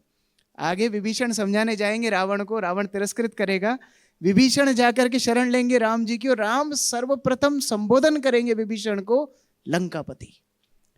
आश्रय लेते ही लंकापति बना दिया, सारे दांतों को उखाड़ देंगे। तो बहुत सुंदर वार्तालाप दोनों के बीच में हुई। अब हनुमान जी ने बोला देखो आप बहुत अच्छी बातें आपने की, आपने अपना दुखड़ा सुनाया। अभी परस्पर जब बातें होती हैं तो दोनों एक दूसरे का दुखड़ा सुनते हैं, ऐसा थोड़ी होता है। तो हमारा दुखड़ा भी सुनो। बहुत देर से सीता माता को ढूंढ रहे हैं, कहीं मिल नहीं रही है। आपने तो सीता माँ को देखा होगा, कहाँ पर है? तब विभीषण बताते हैं सीता माता अशोक वाटिका में है। अब वाल्मीकि रामायण में एक दूसरा इसका दृष्टिकोण दिया है। हनुमान जी जब रावण के महल से बाहर निकले तो बड़े परेशान हो गए, हताश हो गए, निराश हो गए कि माँ सीता मिल ही नहीं रही है। हमारे भक्ति में ऐसा कभी कभी होता है ना, प्रभु जी बीड़ बैग फट गए माला करते करते, माला टूट जाती है फिर जुड़वा लेते हैं, फिर टूट जाती है फिर जुड़वा लेते हैं। तिलक की बट्टी घिस डाली हमने, टैंकर भर के चरणामृत पी लिया, ट्रक भर के पनीर सब्जी खा ली, कुछ हो क्यों नहीं रहा है? भक्ति आ क्यों नहीं रही? अधीरता हमारे अंदर आ जाती है। तो हनुमान जी भी बड़े परेशान हो गए। हनुमान जी सोचने लगे सीता मर गई कि मार दी गई कि कहीं और चली गई, क्या हुआ? तब हनुमान जी को एक स्मरण आया। उनको क्या स्मरण आया? बोले जब मैं मंदार पर्वत से छलांग लगाया तो मैंने प्रार्थनाएं की थी, और प्रार्थनाओं के बल से मैं छलांग लगा पाया।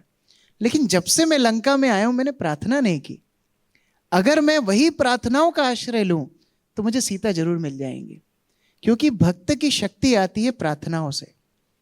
भक्त की जितनी शक्ति है प्रचार करने की हो, चाहे उसकी साधना करने की हो, चाहे व्यवहार की शुद्धि हो, सारा किसका बल है? प्रार्थनाओं का बल है। तो भक्त जहां भी निरुत्साही होने लगे उसको प्रार्थनाओं का आश्रय लेना चाहिए। समय निकाल के गुरु का चित्र हो, गुरु का स्मरण हो, बैठ करके प्रार्थना करना चाहिए, गुरुदेव मेरी मदद कीजिए। प्रभुपाद के सामने प्रार्थना करनी चाहिए, श्री श्री राधा मदन मोहन के सामने प्रार्थना करनी चाहिए, जिससे प्रेरणा मिले उनके सामने प्रार्थना करनी चाहिए। हनुमान जी बैठ करके प्रार्थना करने लगे कि हे भगवान मैं आपके कार्य को सिद्ध करने के लिए आया, लेकिन अब सीता की खोज किए बिना यहाँ से वापस नहीं जा सकता हूँ। और वहाँ समुद्र तट पे जाम्बवन इत्यादि मेरी प्रतीक्षा कर रहे हैं, और आप स्वयं भी तो मेरी प्रतीक्षा कर रहे हैं। आपने मुझे मुद्रिका दे करके भेजा। किसी ने हनुमान जी से पूछा आपने बहुत बड़ा काम किया, मुद्रिका लेकर के आप लंका तक कूद गए। हनुमान जी ने क्या उत्तर दिया? मैं मुद्रिका को लेकर नहीं आया, मुद्रिका मुझे लेकर के आई। भगवान राम की कृपा मुझे यहाँ तक लेकर के आई। तब आगे का रास्ता भी आप दिखाइए। तब हनुमान जी ने जैसे ही आंखें खोली सामने अशोक वाटिका दिखी। तो हमारा हल हमारे सामने होता है। कितना कितना प्रयास बचना है, बस केवल प्रार्थनाओं का प्रयास करना है। अशोक वाटिका का दर्शन हनुमान जी ने किया। अब अशोक वाटिका देख के हनुमान जी बड़े प्रसन्न हो गए, जैसे मंदोदरी को देख के प्रसन्न हुए थे, यहां भी छलांग लगाने लगे। क्यों? क्योंकि फल फ्रूट देखे हनुमान जी को बहुत सारे, भूख तो लगी थी। अशोक वाटिका में प्रवेश किए, सुंदर सुंदर वृक्ष, खूब तरह के फल इत्यादि, मूल कंद मूल इत्यादि जो हनुमान जी ने देखे भी नहीं थे। अच्छा, ये रावण केवल स्त्रियों को नहीं लेके आया था, जितनी भी अच्छी अच्छी चीजें इसको मिलती थी वो भी चुरा के ले आता था।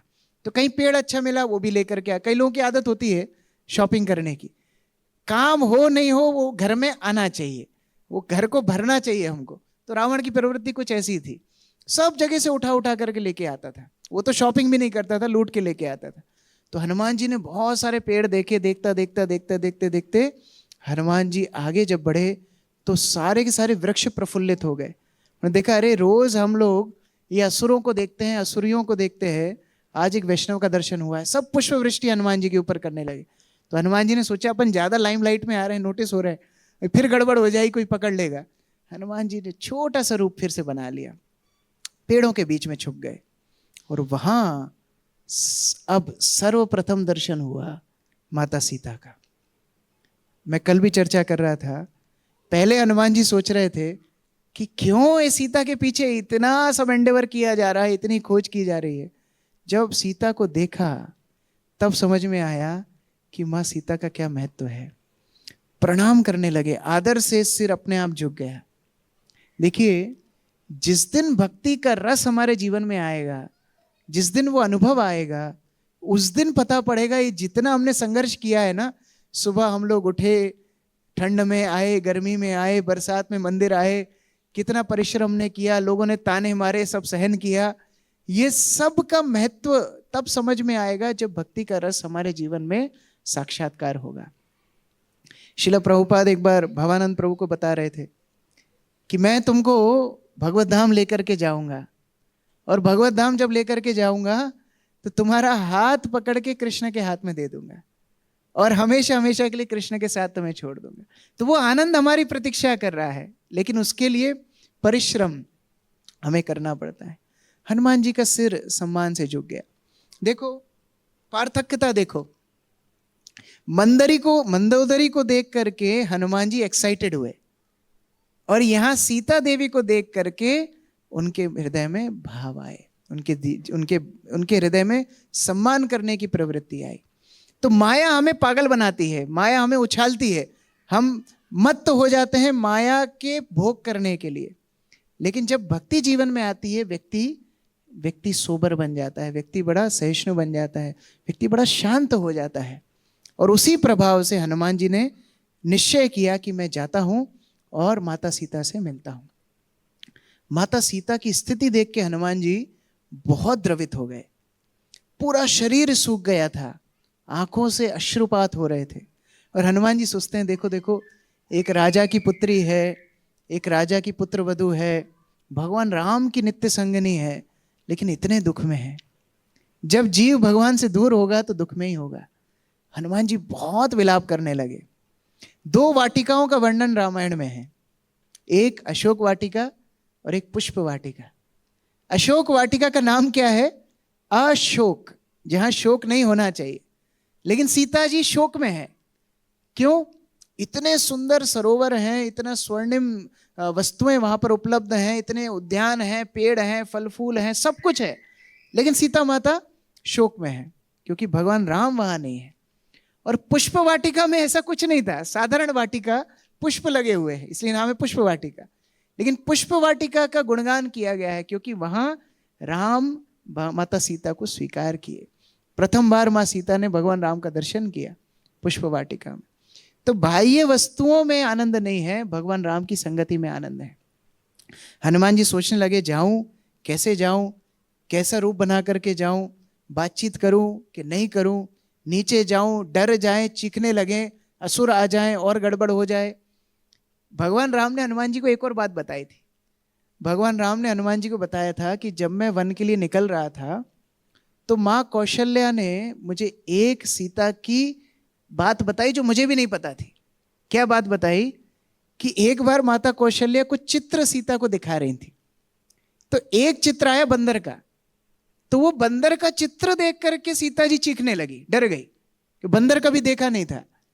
तो ऐसी सीता वन में कैसे रहेगी, कौशल्या भगवान राम को बताती है, और वही बात हनुमान जी को भगवान राम ने बताई। तो हनुमान जी सोचने लगे, जिसने बंदर का चित्र देख के ऐसी चीख मारी और मैं सामने चला गया तो कैसी चीख मारेगी, तो सबको बुला लेगी, तो यहां तो काम बिगड़ जाएगा। तो हनुमान जी वहां फिर प्रतीक्षा करने लगे। देखो, फिर विचार कर रहे हैं। कार्य करने के पहले हनुमान जी हमेशा विचार करते हैं, इसलिए कार्य सिद्ध होता है। हनुमान जी बैठे रहे। अब वहां पर दुंदुभी बजने लगी, बड़ी बड़ी शहनाई बजने लगी, बहुत सारे वाद्य यंत्र बजने लगे। 2 बजे थे रात के। वहां ऐसा लग रहा था जैसे सुबह ब्रह्म मुहूर्त हो गया हो। 100-150 दासियों के साथ ठम ठम करता हुआ रावण आया। मदिरा की सुगंध, मदिरा की दुर्गंध निकल रही है, पसीने की दुर्गंध निकल रही है। रावण सीता के सामने आकर के खड़ा हो जाता है। रावण सीता को प्रलोभन देने लगता है। सीता माता अपने आप को समेट लेती है, दोनों घुटनों को अपने हाथों से बांध लेती है और अपने आप को समेट लेती है, क्योंकि रावण जैसे व्यक्तित्व के सामने भक्ति अपने आप को समेट लेती है। अहंकार के सामने भक्ति नहीं चल सकती। रावण सीता के पास जाने की चेष्टा करता है, मां सीता एक तृण उठा करके बीच में रख देती है।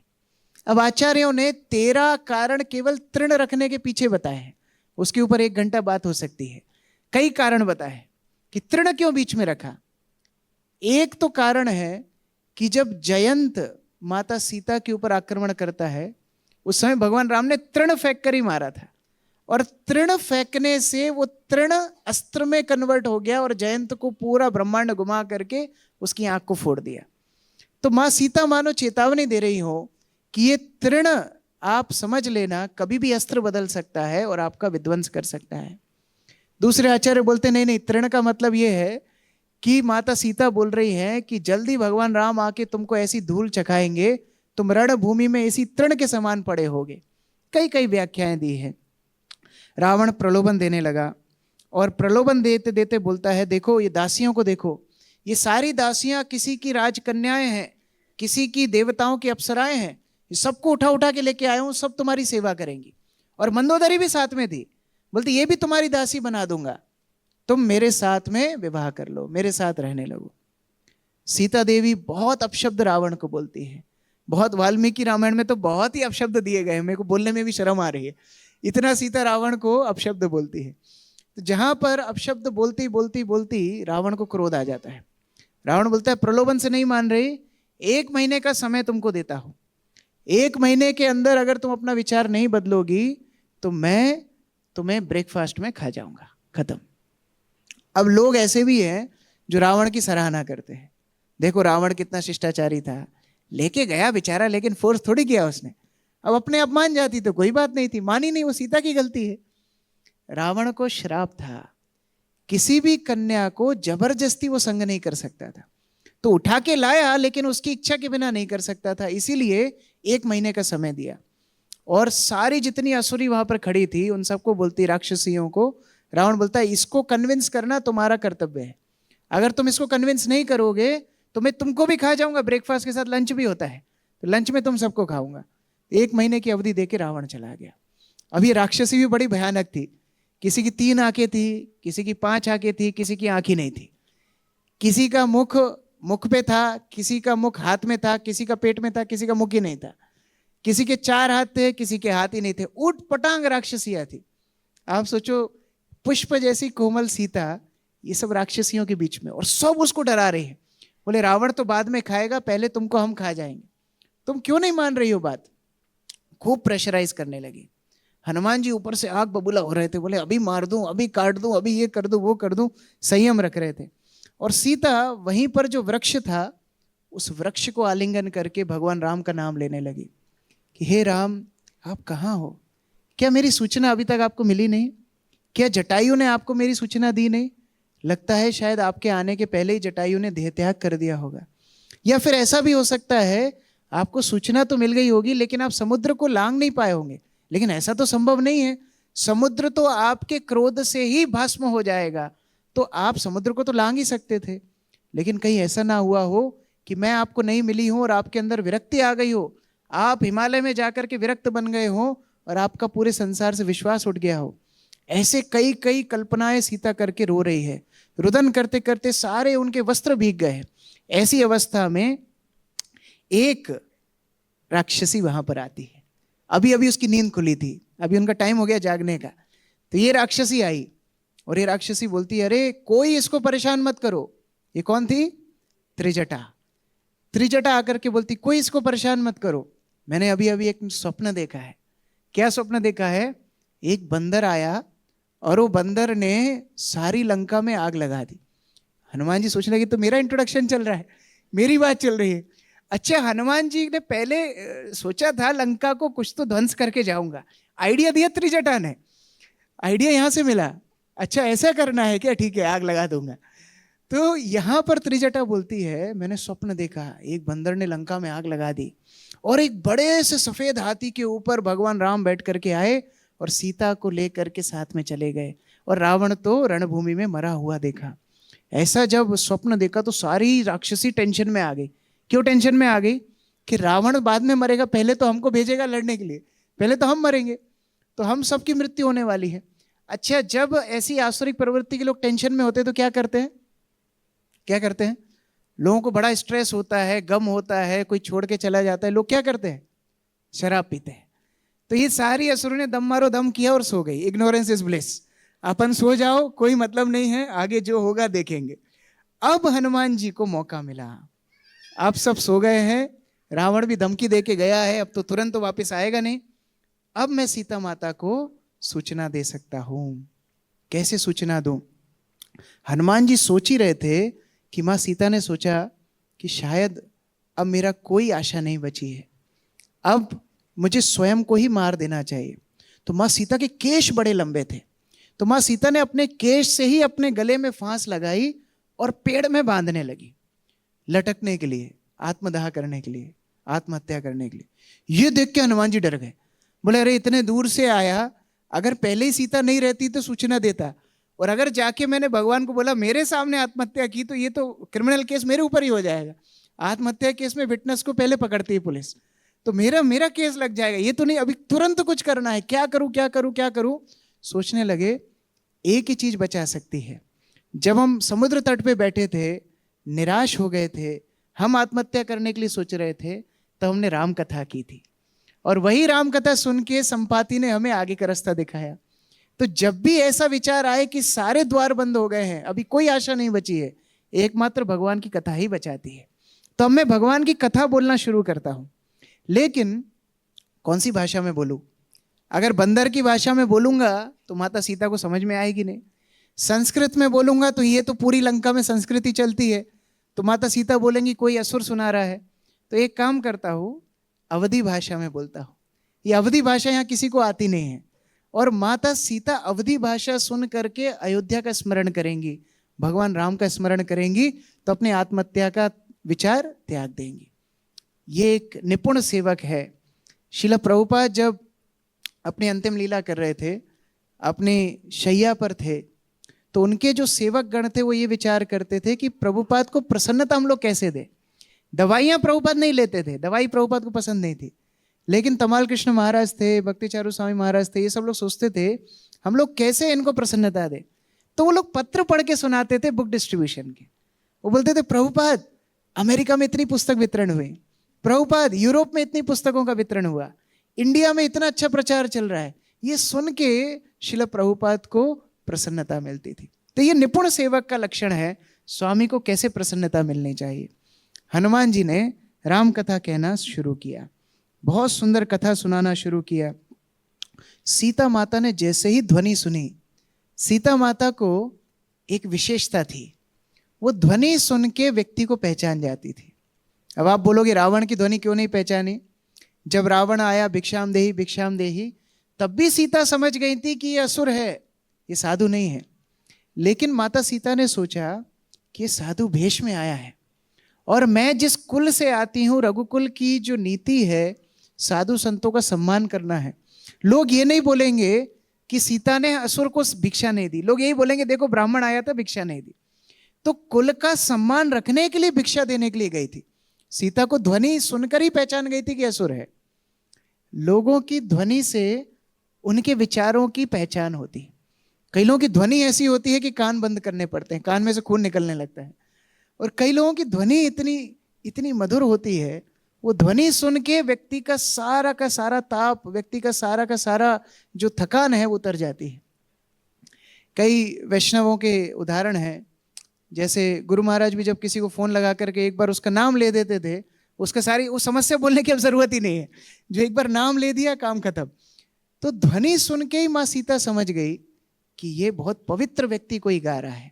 आगे की कथा माता सीता सुनने लगी।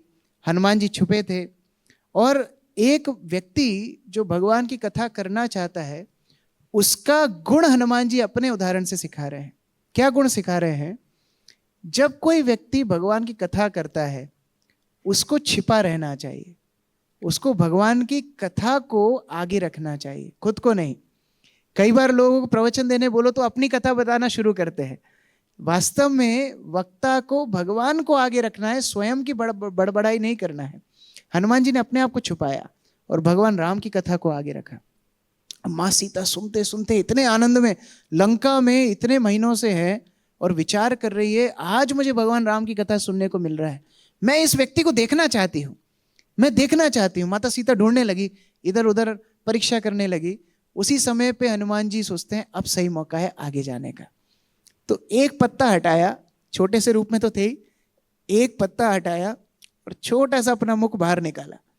तब हनुमान जी ने ऊपर देखा, अरे ये छोटा सा गा रहा था क्या? इतनी सुंदर कथा, इतनी सुंदर कथा, ये तो छोटा सा बंदर लंका में। सीता बहुत खुश हो गई और सीता उनको बोलती हैं तुम नीचे आ जाओ। हनुमान जी नीचे आए। माता सीता के चरणों की साइज थी हनुमान जी की, इतने छोटे बन के आए।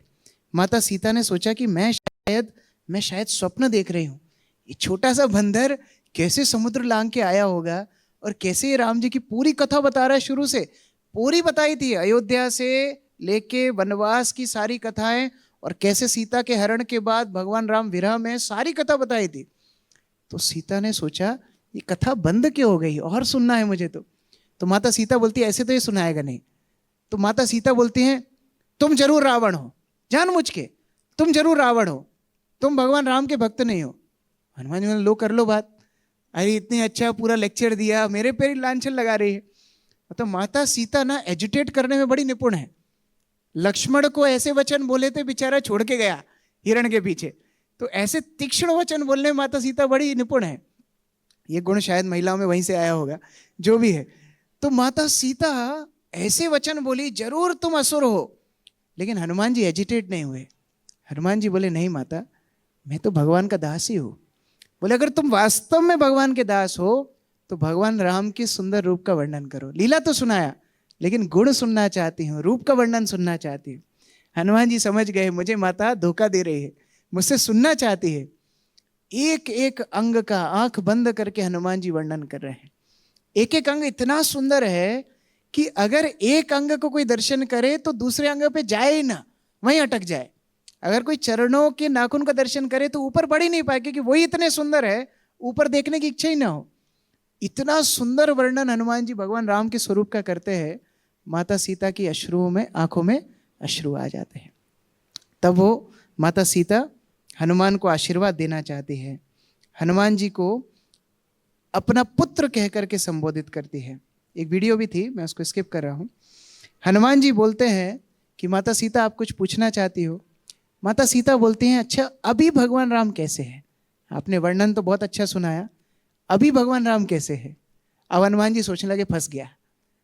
अगर बोलूँगा सुखी है, अभी कोई पति घर में हो और पत्नी मायके गई हो और वहाँ से फ़ोन लगा के पूछे आप कैसे हो, बहुत कठिन प्रश्न है ये।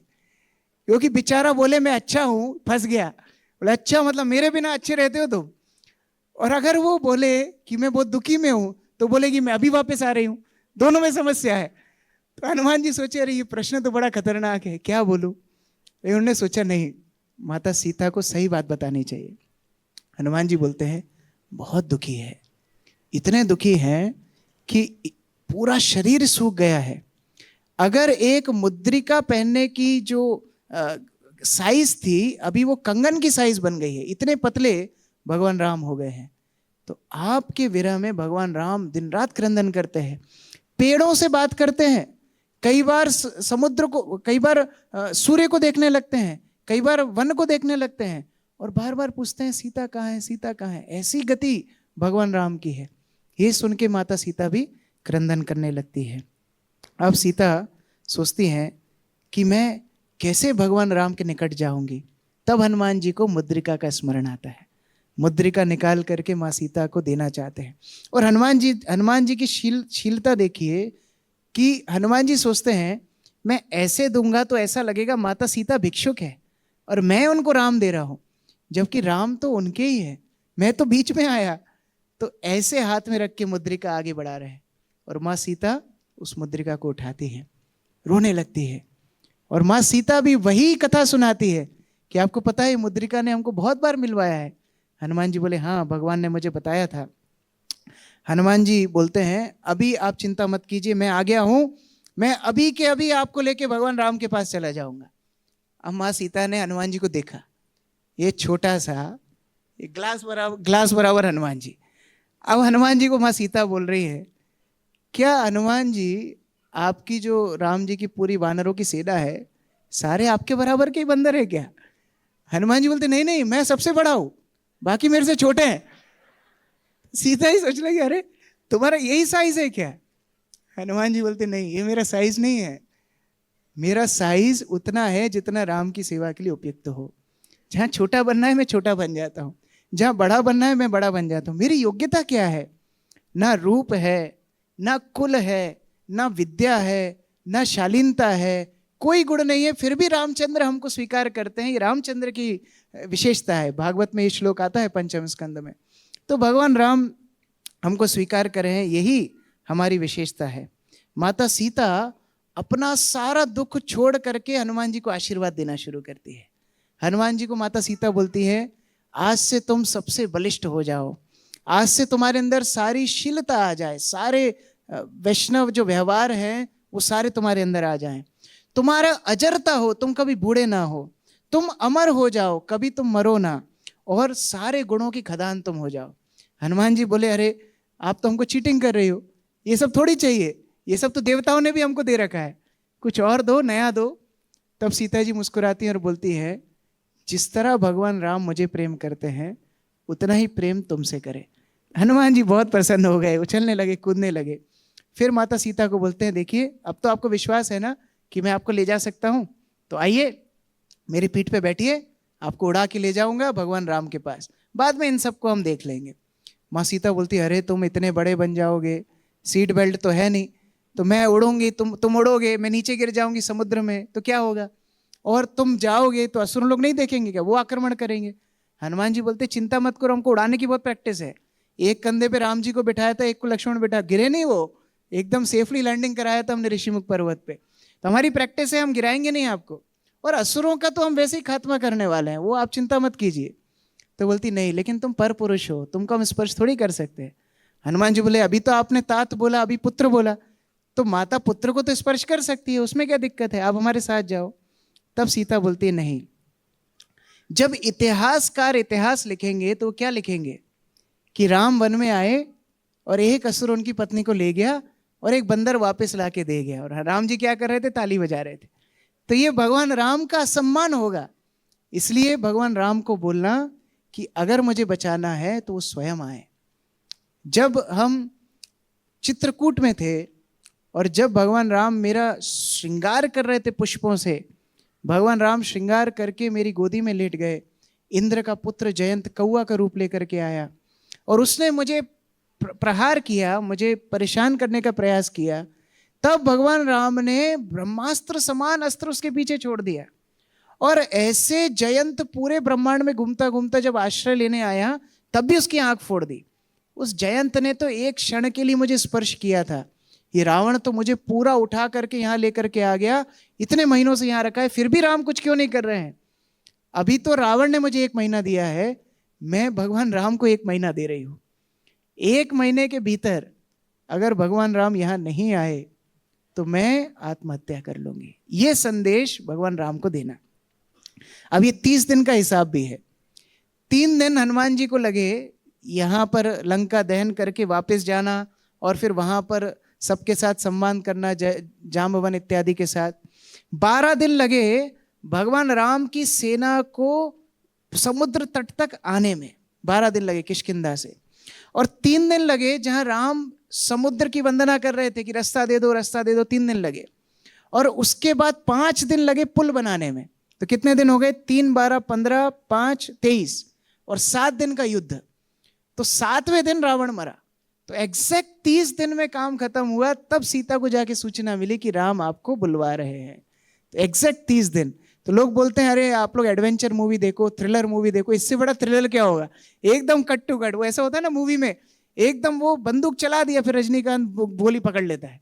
तो एडवेंचर होना चाहिए। तो 30 दिन एकदम एग्जैक्ट दिए थे, और 30 दिन के भीतर एकदम भगवान राम ने सीता को स्वीकार किया। अब यहां पर दूसरी समस्या थी। जिस दिन सीता को वापस बुलवाया था उसी दिन वनवास की अवधि पूरी हुई थी, और वहां भरत प्रण लेके बैठा था, एक दिन भी लेट हो गए तो मैं चिता में कूद जाऊंगा। तो वो दूसरा थ्रिलर था। फिर भगवान राम को पुष्पक विमान मांगना पड़ा। जिसने कभी किसी से नहीं मांगा उसने एक बार तो मांगा, पुष्पक विमान दो भैया, वो जलने के लिए तैयार होगा। फिर भी लेट हो गए रास्ते में। माता सीता बोलती है ये सारी बंदरियों को लो। भगवान बोलते बंदर तो संभल नहीं रहे, बंदरिया कहाँ से? नहीं, इनको भी लेना पड़ेगा। तो लेट हो रहा था, तो फिर हनुमान जी को भेजा कि भरत को सूचना दो मैं आ रहा हूँ, 1-2 मिनट लेट हो गया कहीं चिता में नहीं कूद जाए। तो ये थ्रिलर भगवान की लीलाओं में हमेशा रहता है। तो माता सीता का संदेश लेकर के हनुमान जी अब सीता माता को बोलते हैं देखो माता, काम तो मैंने पूरा कर दिया, आप साथ में तो जाओगी नहीं। आपकी खोज कर ली, आपको राम जी का संदेश दे दिया, आपका संदेश ले लिया, राम जी को जाके पहुंचाऊंगा। भूख बहुत लग रही है, तो आप आज्ञा दो तो थोड़ा ये अशोक वाटिका में शोक फैलाऊं क्या? सीता जी बोलते हाँ करो। तो जैसे हनुमान जी को भूख लग रही थी वैसे आपको भी भूख लग रही है। तो आज हम यहीं पर कथा विराम करते हैं। कल हम लोग चर्चा करेंगे कैसे हनुमान जी ने अशोक वाटिका में तबाही मचाई, कैसे रावण ने कई कई सैनिक सेनापति इत्यादि भेजे, अक्षय कुमार का वध हुआ, उसके बाद हनुमान जी ब्रह्मपाश में बंधे, रावण और हनुमान जी के बीच का संवाद, लंका का दहन, हनुमान जी का पुनः सीता माता से मिलना, और फिर वापस जाकर के जाम्बवन को संदेश सुनाना, जाके भगवान राम को संदेश सुनाना, और भगवान राम का हनुमान जी को आलिंगन करना। तो बहुत कुछ बचा है। आज हमने थोड़ा लेट शुरुआत की और उसका फल भी हमको मिला कि हम पीपीटी नहीं दिखा पाए।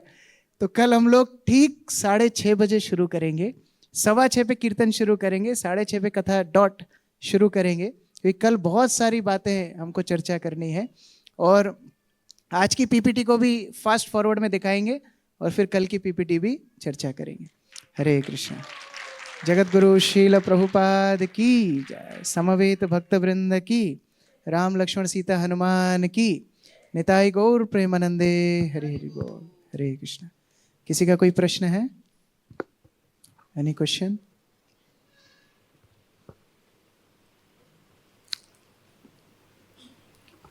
अच्छा, इधर।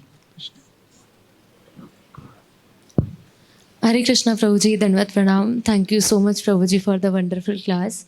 प्रभु जी, आपने कल क्लास में बताया था कि हमको अगर सेवा अच्छे से करनी है तो हमको उसको एक खेल की तरह लेना चाहिए, कि ये हमारा खेल है तो हम कभी बोर नहीं होंगे और हमको प्रोकास्टिनेशन जो हम करते हैं वो नहीं होगा।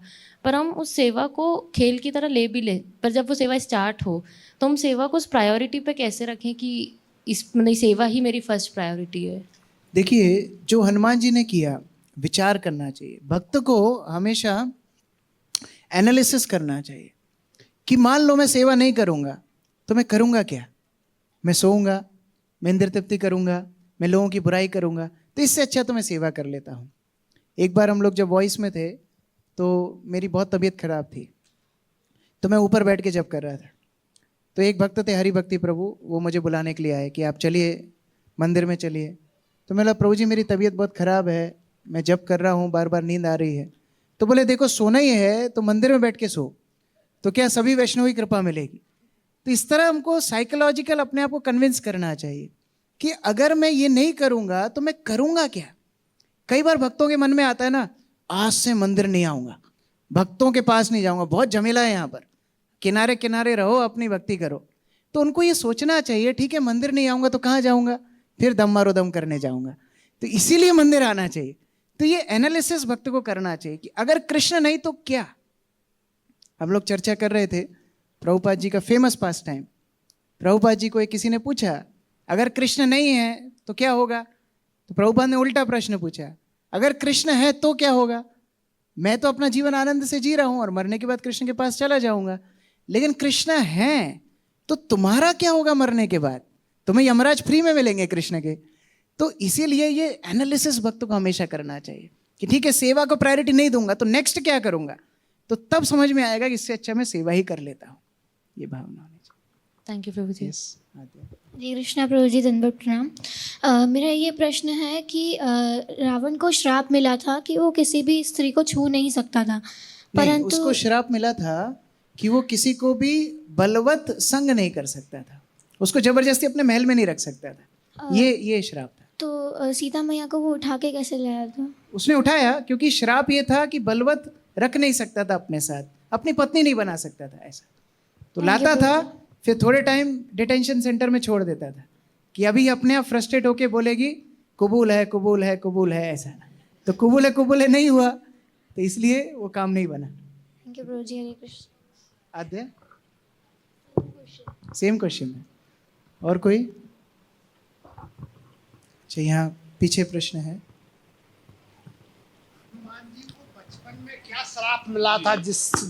हनुमान जी को बचपन में क्या श्राप मिला था जिसके कारण वो जो है अपने शक्ति को भूल गए थे, उनको याद दिलाना पड़ा? देखिए वास्तव में ये श्राप नहीं था।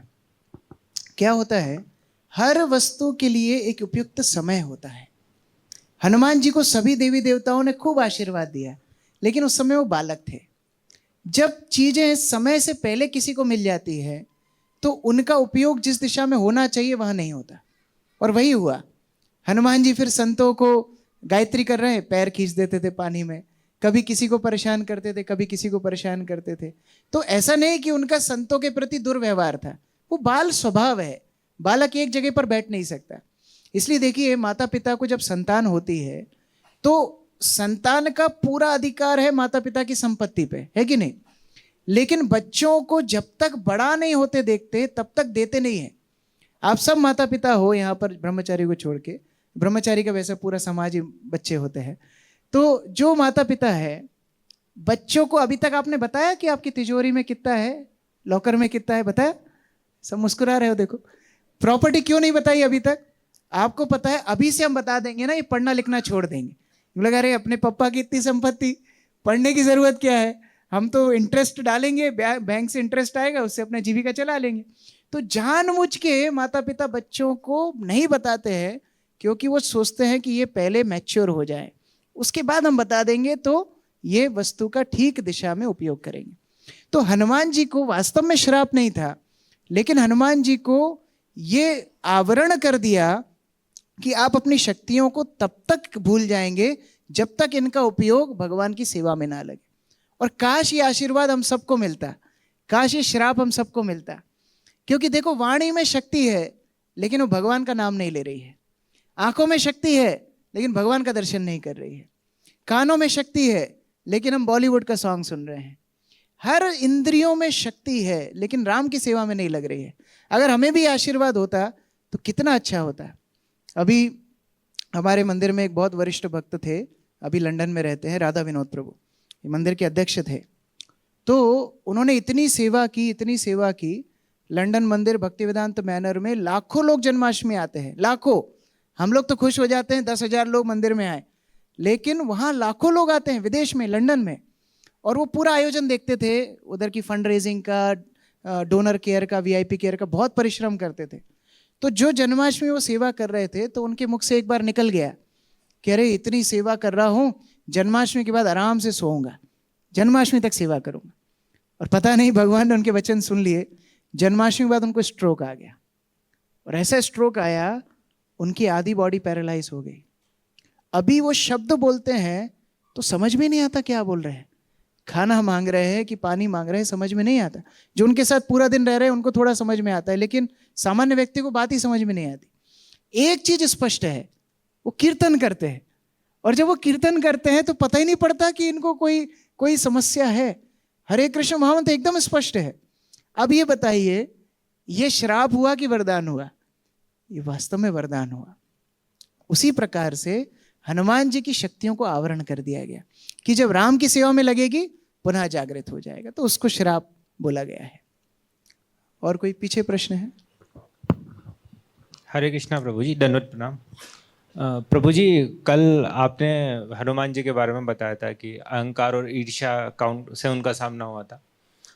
तो भक्तों के जीवन में भी बहुत आता है, हम सुनने में आता है कि ज़्यादा भक्ति करते हैं, बहुत अच्छी सेवा करते हैं तो अहंकार आ जाता है, ईर्ष्या होने लग जाती है। लेकिन प्रभु जी, हनुमान जी के बारे में ऐसा प्रसंग कभी हमने नहीं सुना कि उनको कभी अहंकार का सामना करना पड़ा, खुद को अहंकार आया हो। तो आपको ऐसा कुछ प्रसंग याद है? श्री चैतन्य महाप्रभु बताते हैं कि जब तक कोई व्यक्ति नाम का आश्रय लेगा उसको भौतिक तरंग परेशान नहीं करेंगे, कभी नहीं करेंगे। तो ऐसा जरूरी नहीं है कि हनुमान जी को अहंकार आए हो। क्यों? क्योंकि हमेशा भगवान राम के नाम का चिंतन करते रहते हैं। तो भक्त अगर भगवान के नाम का आश्रय ले, हरे कृष्णा कृष्णा कृष्णा हरे हरे, हरे राम राम राम हरे हरे, तो सारे अनर्थों से वो अछूता रह सकता है। ये संभावना भी है। पीछे एक और प्रश्न है।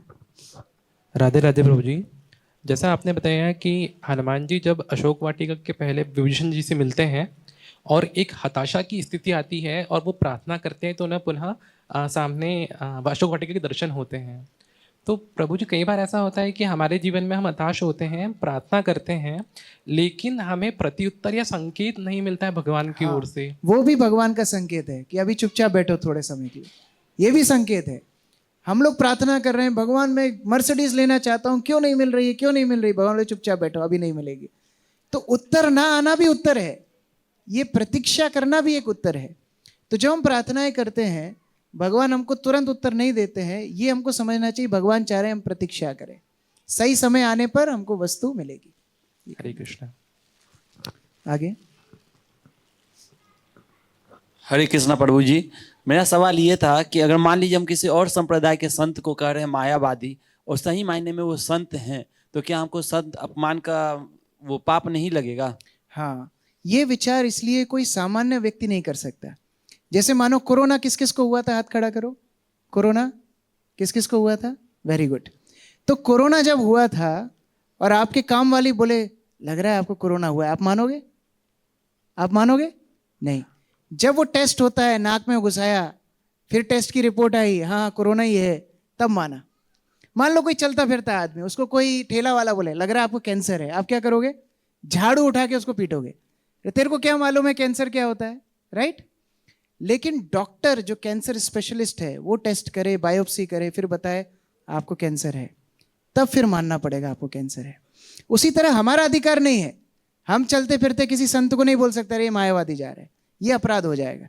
ये हो सकता है वास्तविक संत हो, लेकिन जो आचार्य है, परंपरा में जो आचार्य हैं, वो पहचान पाते हैं कौन असली है कौन नकली है। अगर आचार्य बोल रहे हैं ये मायावादी, मतलब मायावादी है, तो ये अधिकार आचार्य को। चलिए, मायावादी क्या होता है? मायावादी का क्या अर्थ है? जो भगवान की लीला को माया माने, जो भगवान के वैकुंठ को माया माने, जो भगवान के शास्त्र को माया माने, जो भगवान की लीलाओं को माया माने, वो मायावादी है। तो कई ऐसे दार्शनिक हैं जो बोलते हैं अरे कृष्ण और राम आए, वो तो माया में फंस गए थे। देखो, भगवान जब सतोगुण में पड़ जाते हैं तो अवतार बन जाते हैं, जब रजोगुण में पड़ जाते हैं तो मनुष्य बन जाते हैं, जब तमोगुण में पड़ जाते हैं तो वस्तु बन जाते हैं।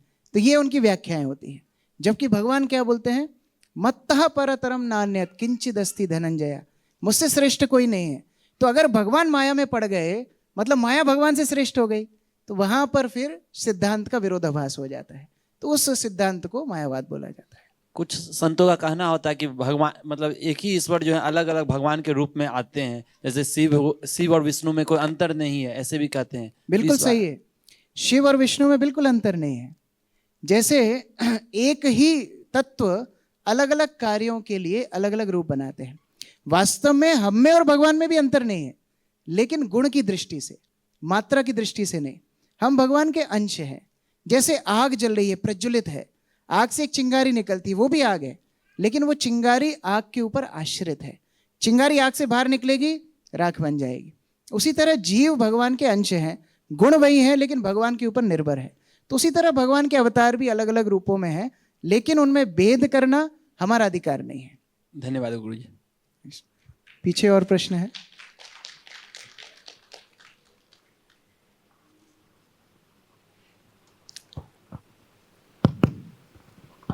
प्रणाम प्रभुपाद जी। प्रभु जी, मैं हिंदी साहित्य से हूँ और रामायण और रामचरितमानस इसमें हम अध्ययन करते हैं।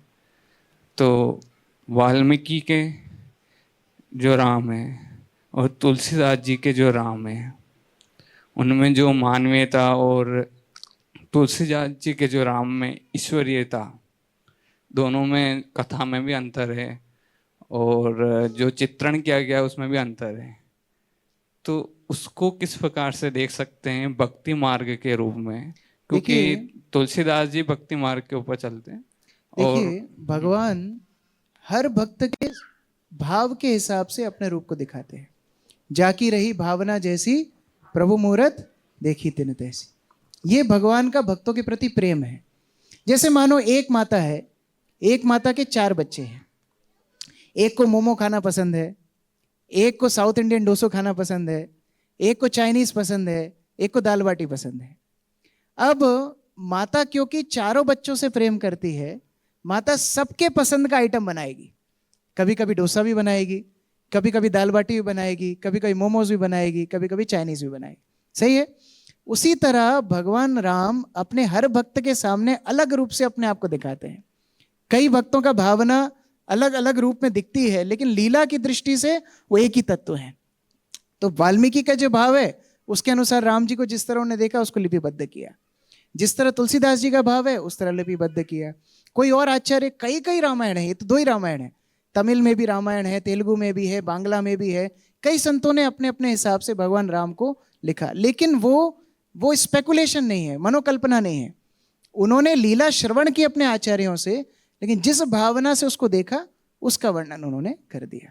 तो अलग अलग राम नहीं है, भगवान राम का वात्सल्य है अलग अलग भक्तों के प्रति। ठीक है, अभी जो प्रश्न, अच्छा गोपांगना माता जी, 5 मिनट और थोड़ा सा आप लोग कंट्रोल करेंगे तो प्रसाद पा के जाएंगे खुशी खुशी। हरे कृष्णा प्रभु जी, बहुत सुंदर क्लास के लिए बहुत बहुत हार्दिक धन्यवाद। बहुत अच्छा लगा और वाकई में राम जी के लिए जो आपने विशेषताएं और हनुमान जी का जो चित्रण किया वाकई बहुत ही हृदय स्पर्शी था। बहुत अच्छा लगा, थैंक यू प्रभु जी।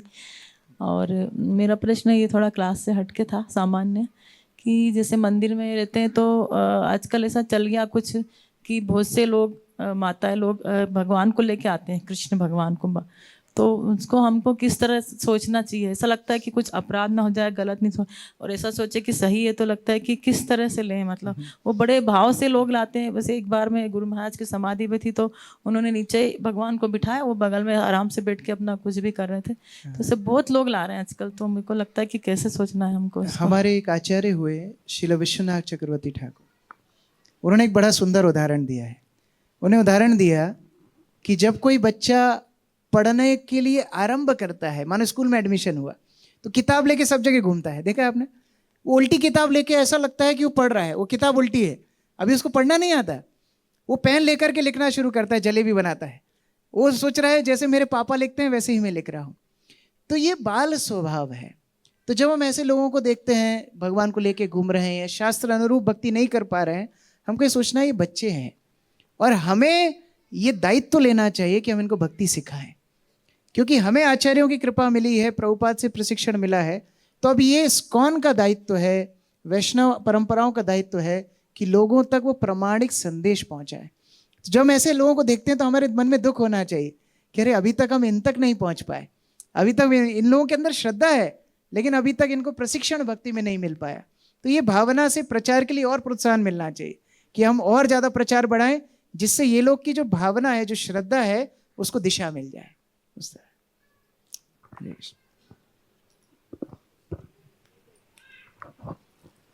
किधर है माइक?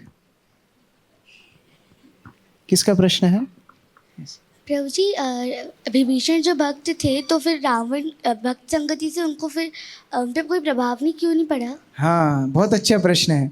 विभीषण भक्त थे तो रावण को साधु संगति का असर क्यों नहीं पड़ा? जैसे मैं इस्कॉन में हूं, मेरे अंदर कोई असर नहीं पड़ा। जैसे अगर हम लोग के अंदर श्रद्धा नहीं रहेगी साधु के प्रति, तो वो परिवर्तन जीवन में कभी आएगा नहीं। कई लोग मंदिर आते हैं, वो बताते हैं हम महानंदा से आ रहे हैं। तो महानंदा से आप आ रहे हो, आपके जीवन में महाआनंद आया क्यों नहीं अभी तक? क्योंकि साधु के प्रति श्रद्धा नहीं आई। अभी तक वो श्रवण के लिए रुचि नहीं आई, सीखने की प्रवृत्ति नहीं आई, वो सिखाने के लिए आ रहे हैं। तो रावण विभीषण को सोचता था, अरे छोटा भाई है, करने दो, छोड़ो, जा तुझे छोड़ा, कर ले राम नाम, कोई बात नहीं। कभी विभीषण को गंभीरता से रावण ने लिया ही नहीं। और एक बार बेचारा विभीषण बोला कि अरे क्या गलती कर रहे हो, सीता को लौटा दो, बाहर निकाल दिया। तो ये रावण की प्रवृत्ति है।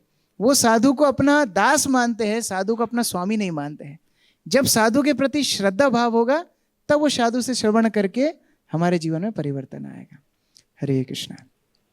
जगत गुरु श्रील प्रभुपाद की जय, समवेत भक्त वृंद की जय, निताय गौर प्रेमानंदे।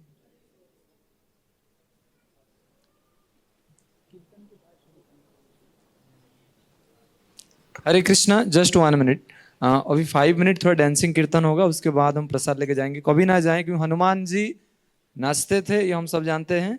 तो हम सबको भी आज राम के कीर्तन में डांस करना है। Just 5 minute. हरे कृष्णा। रघुपति राघव राजा राम, पतित पावन सीताराम।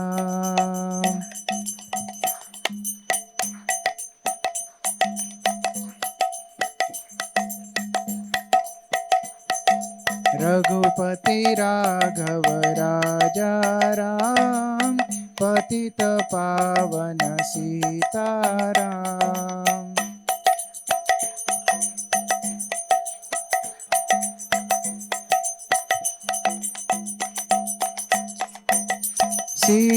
सीताराम सीताराम सीताराम, जय सीताराम।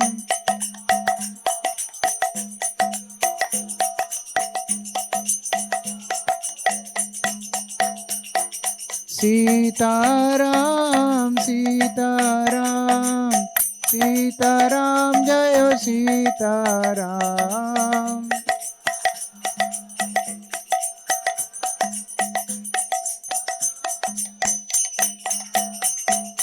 हरे कृष्णा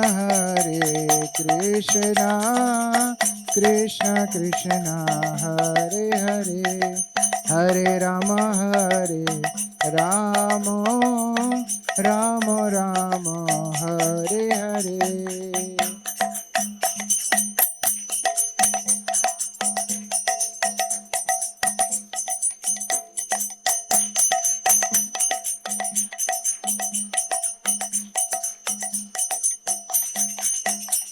हरे कृष्णा कृष्ण कृष्ण हरे हरे, हरे राम राम राम हरे हरे।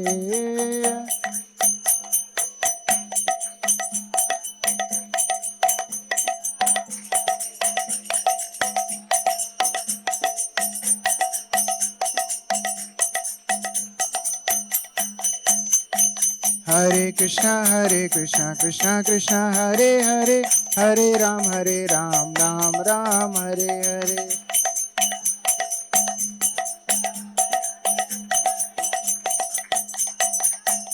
हरे कृष्णा कृष्ण कृष्ण हरे हरे, हरे राम राम राम हरे हरे।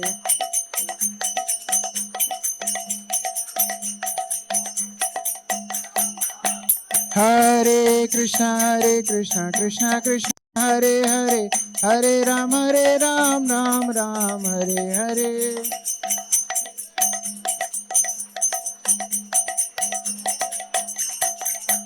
हरे कृष्णा कृष्ण कृष्ण हरे हरे, हरे राम राम राम हरे हरे।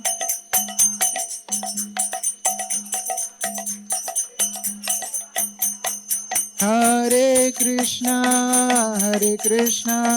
कृष्ण कृष्ण हरे हरे, हरे राम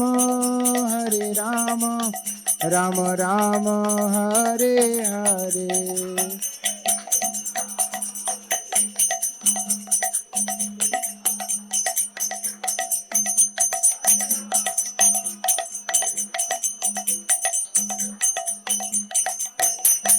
हरे कृष्णा कृष्णा कृष्णा हरे हरे, हरे राम हरे